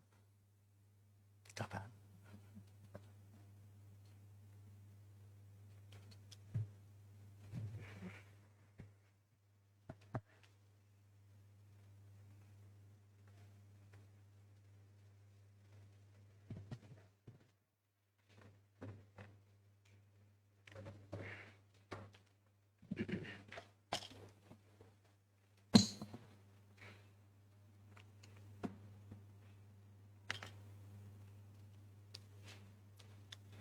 นะโม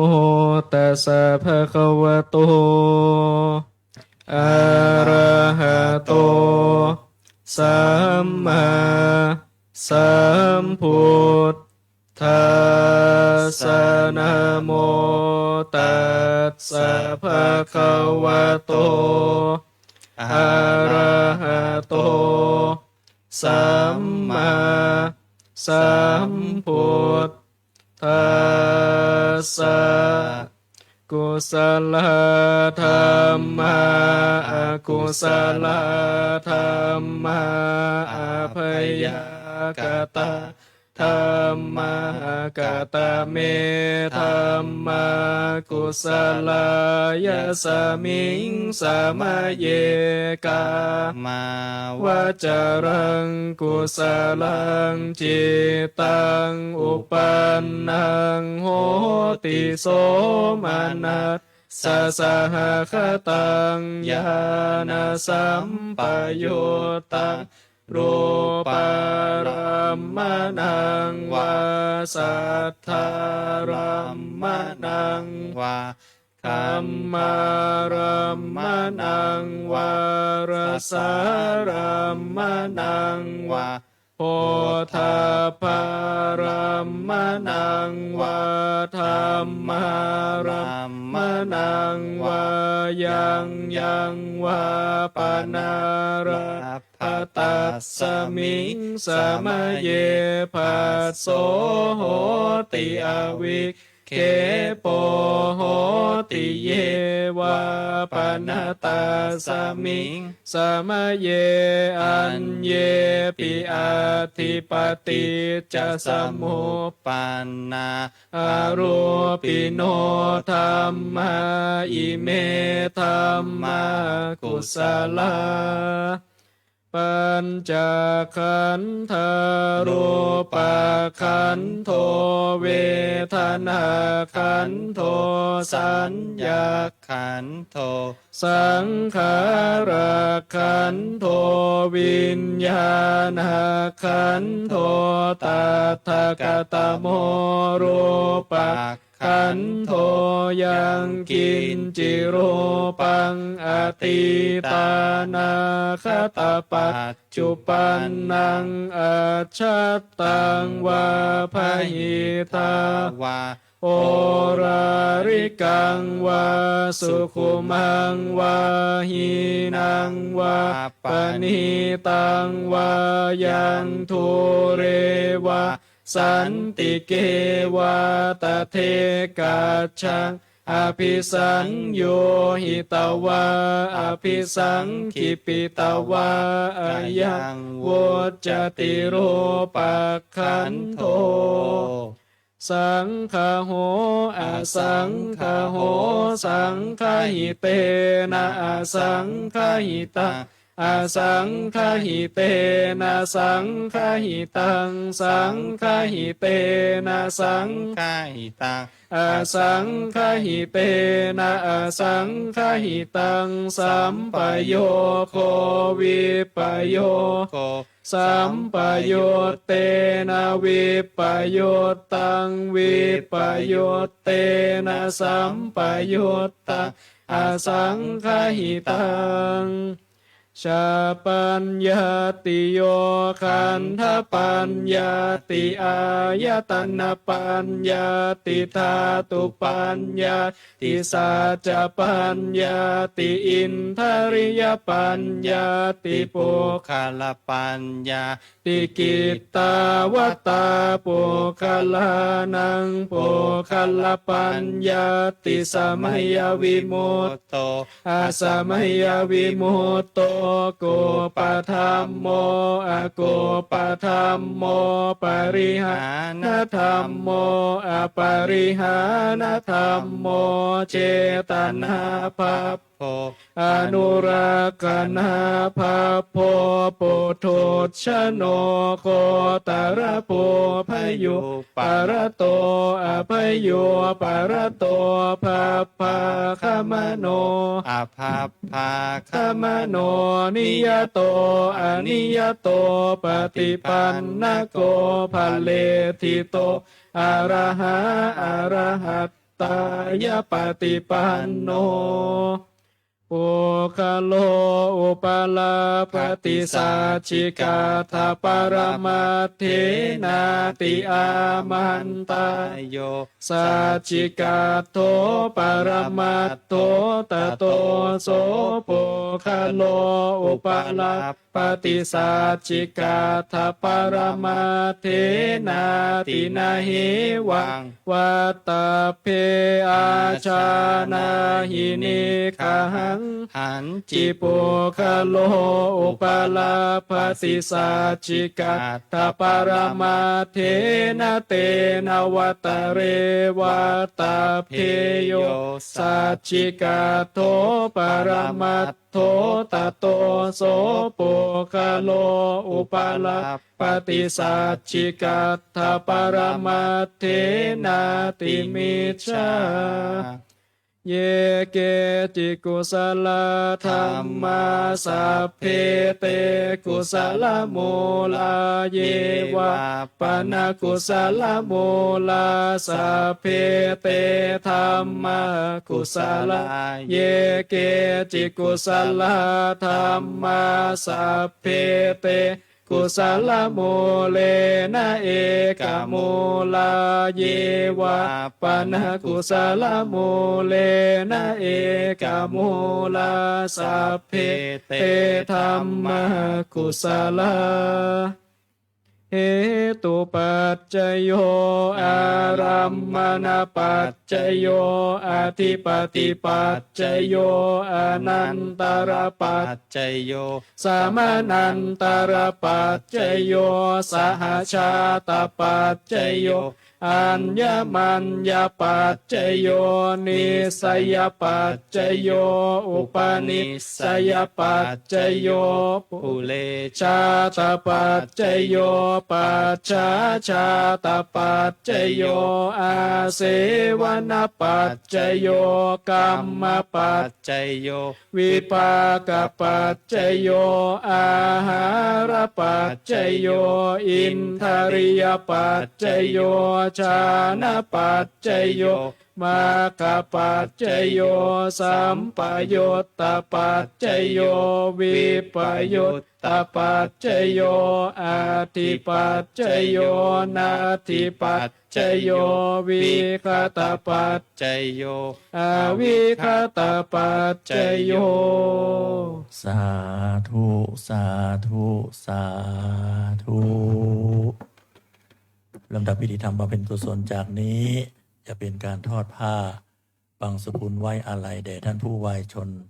จำนวนทั้งหมด8ท่านนะครับ8ชุดด้วยกันนะครับเบื้องต้นเรียนเชิญนะครับลูกของคุณแม่ประจำตำแหน่งผ้าไตรนะครับสำหรับท่านผู้ที่จะทอดผ้าไตรทั้งหมด8ท่านนั้นวันนี้ขออนุญาตเป็นท่านแม่ชีทั้งหมดนะครับนะตามรายชื่อรายนามนะครับแบ่งเป็น2ชุดชุดละ4ท่านนะครับชุดที่1เชิญท่านแม่ชีผินพิเคราะห์แม่ชีนิชาพัฒน์อินถาแม่ชีอำนวยสุภีรับและแม่ชีอัญชลีมุกดาสนิทครับทั้ง4ท่านเรียนเชิญครับรับผ้าไตรจากลูก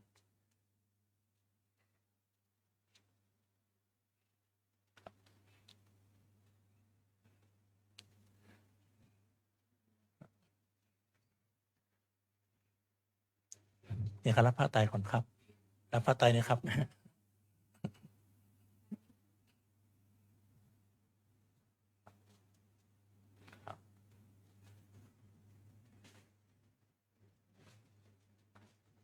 เดี๋ยวรอพร้อมๆกันนะครับด้านโน้นนะครับยืนรอด้านหน้าพระสงฆ์สักครู่นะครับ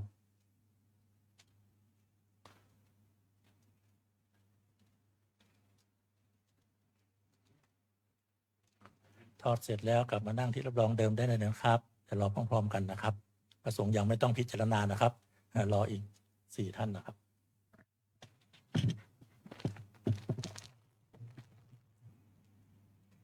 แม่วางขวางครับวางตันครับ ค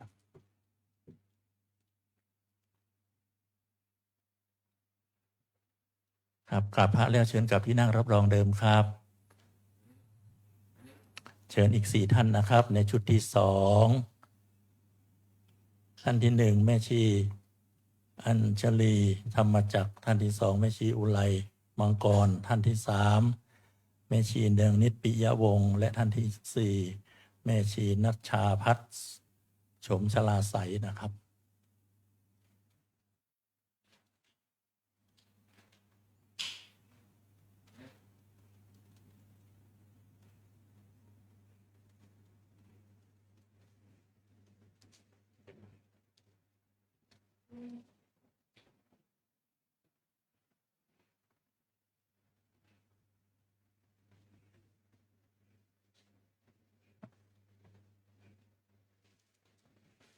ทั้ง4 ท่านทอดเสร็จยืนนั่งรออยู่ตรงหน้าพระสงฆ์เลยนะครับ เพื่อรอพระสงฆ์พิจารณาแล้วค่อยกราบพระครับ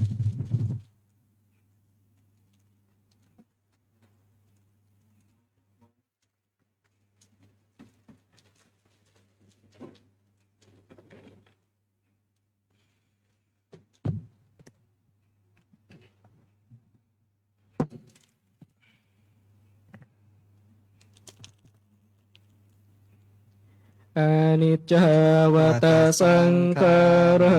อุปาทวยธรรมิโนอุปาชิตวานิโรชันติเตสังโวปัสสโมสุโขอนิจจาวตาสังขาราอุปาทวยธรรมิโนโอปัจฉิตวานิโรชันติเตสังโวปัสสโมสุโขอานิจจาวตาสังขาราอุปาทวยธรรมิโนโอปัจฉิตวานิโรชันติเตสังโวปัสสโมสุโข สาธุสาธุสาธุเชิญทั้ง4 ท่านกราบพระและกลับที่นั่งรับรองเดิมครับ ในช่วงเวลานี้ขออนุญาตเทียบจตุปัจจัยทายทานด้านหน้าพระสงฆ์ก่อนนะครับ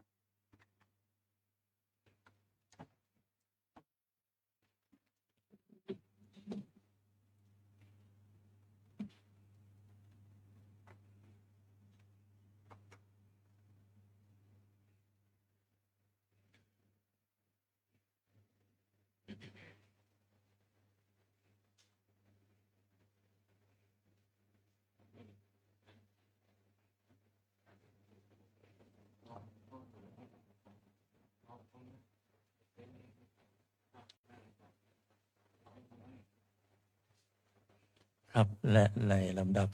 พิธีบำเพ็ญกุศลลำดับสุดท้ายนะครับ เรียนเชิญผู้มีเกียรติทั้ง4 ท่านนะครับ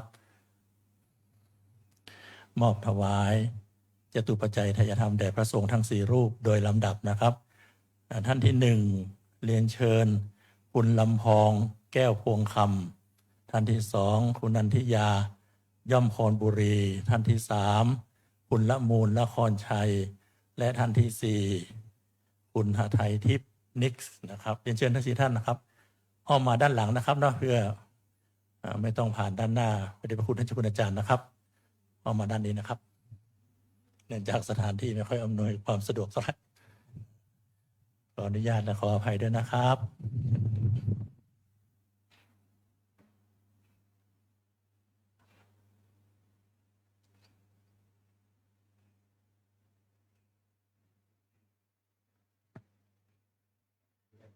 ก่อนที่จะ ครับเชิญประจำด้านหน้าพระสงฆ์โดยลำดับนะครับ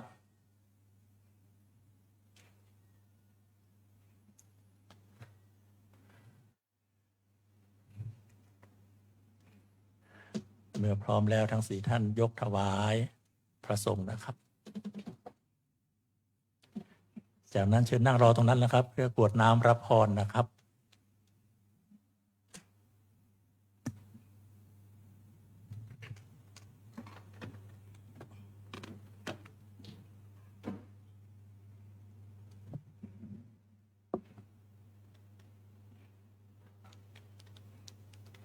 ยะถา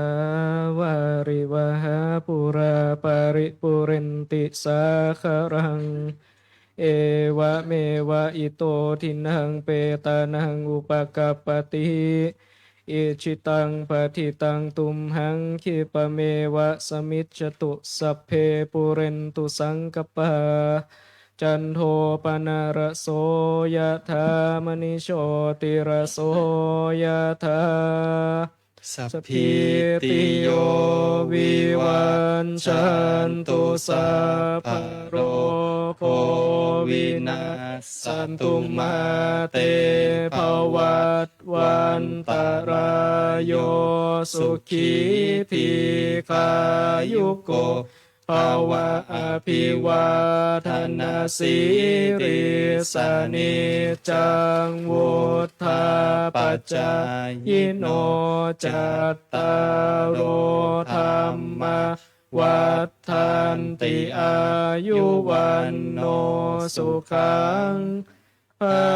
ลังอายัญจะโคทาคินาทินนาสังฆัมหิสุปฏิทิตาทิคารตังอิตายาสถานาโสอุปกัปปติโส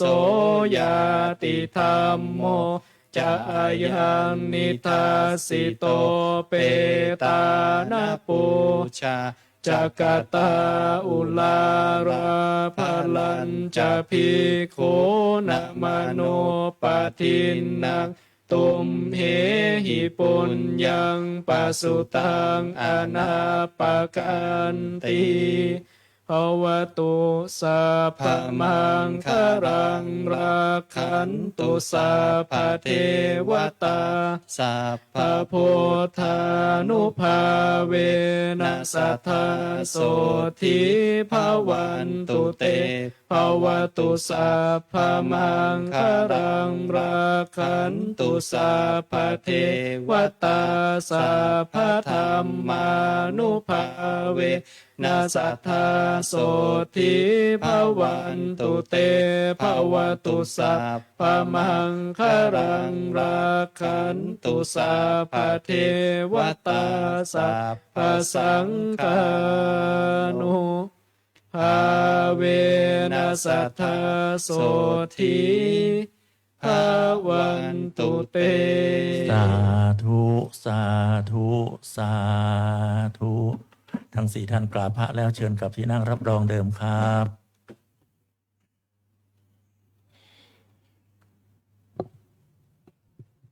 และในช่วงเวลานี้ขออนุญาตเรียนเชิญสาธุชนทุกท่านนะครับ เจริญจิตตภาวนากุศลเพื่ออุทิศส่วนบุญส่วนกุศลถึงคุณแม่น้ำค้างลาภาผู้วายชนในเวลาสักครู่นะครับเชิญปฏิบัติพร้อมกันครับ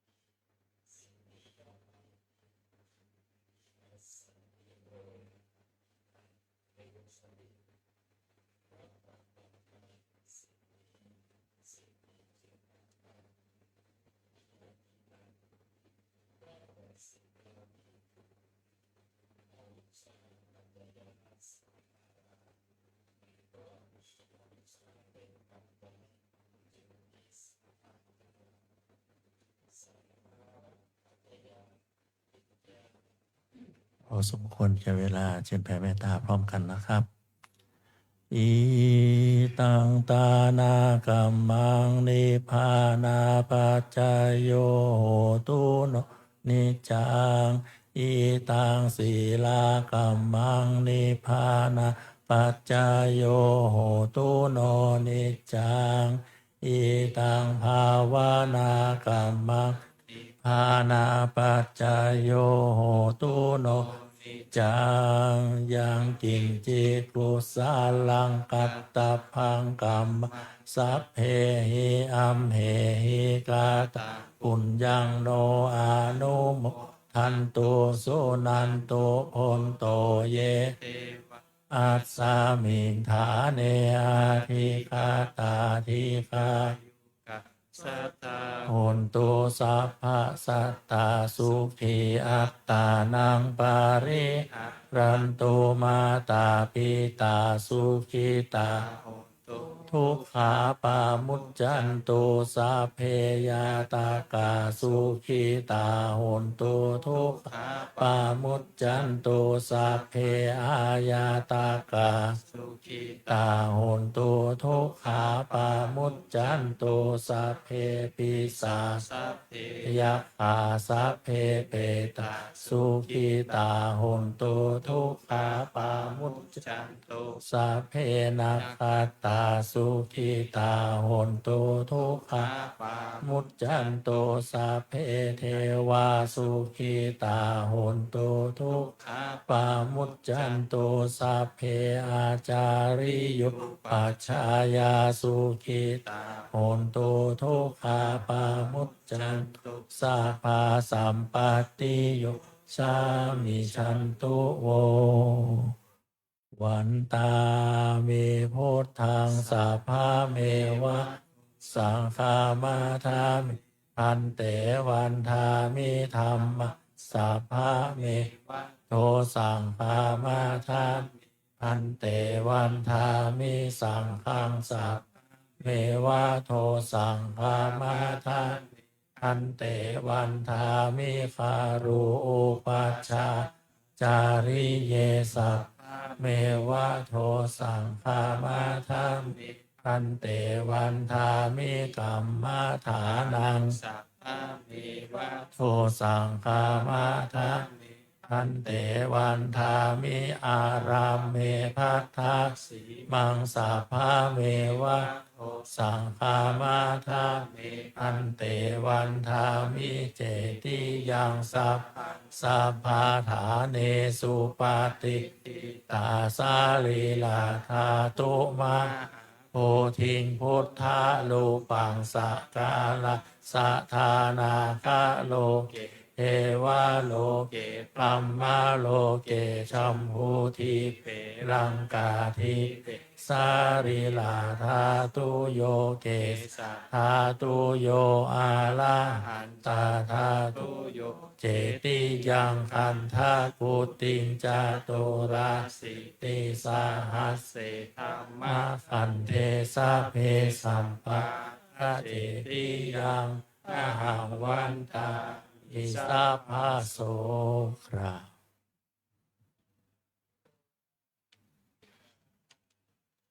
เชิญทุกท่านวันทาน้อยพระเดชพระคุณท่านเจ้าคุณอาจารย์นะครับสาธุวันตามิพันเตสัพพังอาปาลาทังคะกาเมพันเตมายากาตังปุญญาสามินาอนุโมทิตาพังสามินากาตังปุญญาไมหังทาตาพังสาธุสา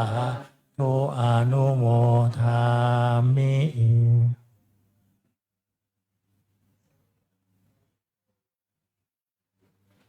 สาธุสาธุสาธุก่อนที่จะได้ไหว้พระเจ้าคุณอาจารย์มีอะไรเพิ่มเติมในช่วงท้ายนะครับ ไม่เจ้าคุณอาจารย์มาดังนะครับ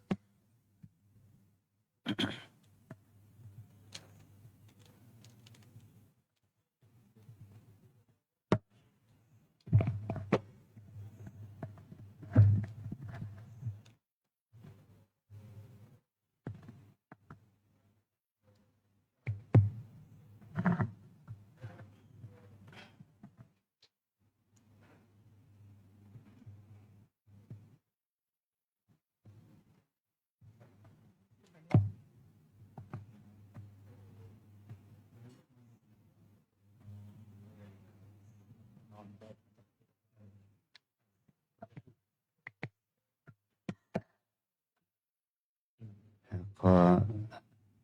อนุโมทนากับพี่น้องลูกๆของแม่ชีน้ำค้างลาภาทุกท่านญาติมิตรทั้งหลาย ที่ได้ให้ความใส่ใจกับการป่วยไข้ของแม่ชี จนถึงวาระสุดท้ายจะขออนุโมทนาบุญกับพระภิกษุสามเณรแม่ชีโยคีที่มีความสนิทชิดเชื่อกับแม่ชีน้ำค้างลาภาทุกรูปทุกคนที่ได้ให้ความเมตตาอนุเอื้อเฟื้อเกื้อกูลในยามป่วยไข้ขออนุโมทนาบุญกับพระภิกษุสามเณรและเมสถาญาโยมแม่ชีโยคีทั้งหลายที่มีความรักความเมตตากับแม่ชีน้ำค้างลาภาตั้งแต่มาโดยตลอดนะซึ่งกิจเหล่านี้พวกเราในฐานะเป็นพระภิกษุเป็นสหธรรมิกอยู่ร่วมกันมาเนี่ยการที่เราได้เห็นถึงประโยชน์ของกันและกันไม่ว่าจะเป็นพระภิกษุสามเณรแม่ชีโยคีทั้งหลายไม่ว่าจะเป็นใครที่ได้มาอยู่ที่วัดเรานี้มาอาศัยไปร่วมบุญบารมีของพระเดชพระคุณหลวงปู่เราทั้งหลายก็ไม่นิ่งดูได้ก็มาทำกิจกรรมช่วยเหลือเกื้อกูลกันในฐานะเป็นศิษย์ของพระเดชพระคุณครูบาอาจารย์นั่นถือว่าเราไม่ทอดทิ้งกันในยามยากยามป่วยไข้สิ่งเหล่านี้เราไม่มีสินไม่มีทรัพย์ไม่มีเงินไม่มีทองแต่เรามีใจที่จะเอื้อเฟื้อเกื้อกูลกันตามฐานะให้เรารู้ถึงว่าเราทั้งหลายทุกคนไม่ใช่เป็นเจ้าของวัดไม่ใช่เป็นเจ้าของสถานที่เราเพียงผู้เป็นผู้อยู่อาศัยมาอาศัยทำไมมาอาศัยเพื่อสร้างบุญทานบุญศีลบุญภาวนาบุญที่ตนเองจะทำได้โดยที่แม่ชีน้ำค้างนั้นก็ช่วยเหลือเกื้อกูลวัดเราเป็นทำอาหารทำโรงครัวมาจนถึงร่างกายสู้ไม่ไหวก็ช่วยงานเบาๆงานดูแลโยคีงานดูแลสถานที่อะไรอย่างนี้แต่ตอนหลังแม่ชีอยู่ไม่ได้แล้วเพราะว่าสุขภาพไม่ดีก็เลยไปอยู่กับญาติพี่น้องเราจึงมีความรู้สึกดีภูมิใจกับการที่มีผู้มาช่วยเหลือเราคือญาติพี่น้องความจริงหน้าที่มันอยู่ที่เรามันอยู่ที่พระภิกษุภิกษุณีสามเณรแม่ชีในวัดนี้แหละจะต้องดูแลนี่อาศัยเอาโยนภาระไปให้ญาติ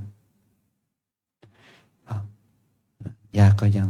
ดีนะที่มีความเต็มใจเอาใจใส่สิ่งเหล่านี้แหละมันก็เป็นการแสดงออกซึ่งในวาระสุดท้ายถ้าพวกเราด้อยค่าไม่ยินดียินร้ายกับกิจกรรมเหล่านี้วาระสุดท้ายของเราจะเป็นอย่างไรนี่คือเมื่อแม่ชีนั้นทำงานเพื่อหมู่คณะรักวัดรักหมู่คณะจึงมีคนรักเธอมีเมตตาจิตต่อเธอจนถึงวันตายวันนี้ก็เห็นดูมีพี่น้องญาติมิตรมาเยอะแยะมากมายพระสงฆ์องค์เนรมาเยอะแยะมากมาย ก็เพราะว่าความมีน้ำใจของแม่ชีนั่นแหละมาเป็นแสดงออกในวันนี้นะสิ่งเหล่านี้จึงก่อให้เกิดให้เห็นอานิสงส์แห่งการที่สละตนไม่เห็นแก่ตัวไม่ใช่ว่าเห็นแก่ตัวมันจะเป็นผลร้ายแก่เราเองเราอยากสุขสบายแต่มันก็ไม่ได้ได้ใจแก่บุคคลนะท่านเราทั้งหลายทำงานเพื่อความเสียสละต่อพระรัตนตรัยต่อครูบาอาจารย์ต่อวัดเรานั่นแหละมันจึงจะเป็นซื้อน้ำใจกันได้อันนี้คือสิ่งที่คนคนหนึ่งแสดงออกให้เราเห็นแล้วให้เรารู้ว่าบุญกุศลนั่นน่ะมันเป็นแรงใจ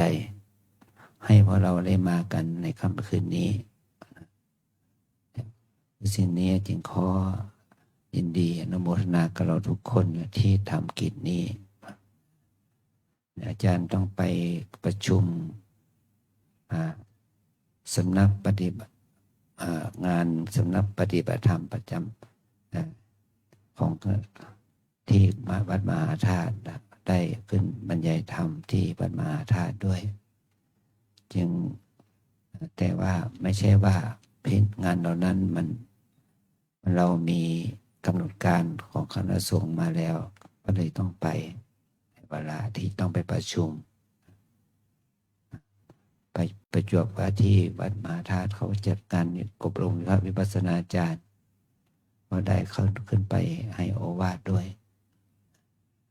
ก็เวลานั้นก็ไฟบินมันก็ทุ่มมันก็เลทไปประมาณทุ่ม30เราจึงมาช้าไปหน่อยแต่ก็มีความไว้ในใจว่าลูกศิษย์ลูกหาลูกทุกคนเนี่ยจะทำหน้าที่ได้ดีเพราะว่าวันนี้ก็เป็นวันโกนอยู่แล้วพระเนนแม่ชีโยคีก็มารับศีลอยู่แล้วเหตุที่นำเอาร่างของแม่ชีมาทำบุญณที่ศาลาชวนาภาวนานี้ก็เห็นว่ามันเป็นความสมควรที่คนในเราเนี่ยตายไปแล้วก็ให้อยู่ในวัดพอตอนที่เธอป่วยเธอออกไปนอกวัดก็ให้เธอมาอยู่ในวัดในวันตายยังดีกว่ายังดีก็ยังดีแล้วไม่นำก็อีกอย่างหนึ่งก็คือคณะเยาวชนโรงเรียนบ้านโป่งน้อยจะมาเข้าค่ายในวันที่25 26 27เราก็กลัวว่าเด็กจะมาอยู่ในสถานที่ที่บอกว่าเป็นศาลาไว้ศพเด็กก็จะกลัวจะเสียกำลังใจที่จะปฏิบัติกว่าเราจึงเอาสิ่งที่ไม่น่ากลัวมาอยู่ไว้กับเราถือว่าสิ่งนี้ไม่น่ากลัวเพราะว่าทุกคนต้องตายต้องเอาความตายนี่แหละมาสอนพวกเราให้ไม่ประมาทจะไม่กลัวไม่มีใครคงจะไม่มีใครกลัวผีไม่ชีน้ำค้างนะไม่ชีน้ำค้างเป็นคนไม่ใช่เป็นผีเป็นเทพจะได้มีความคิดที่ดี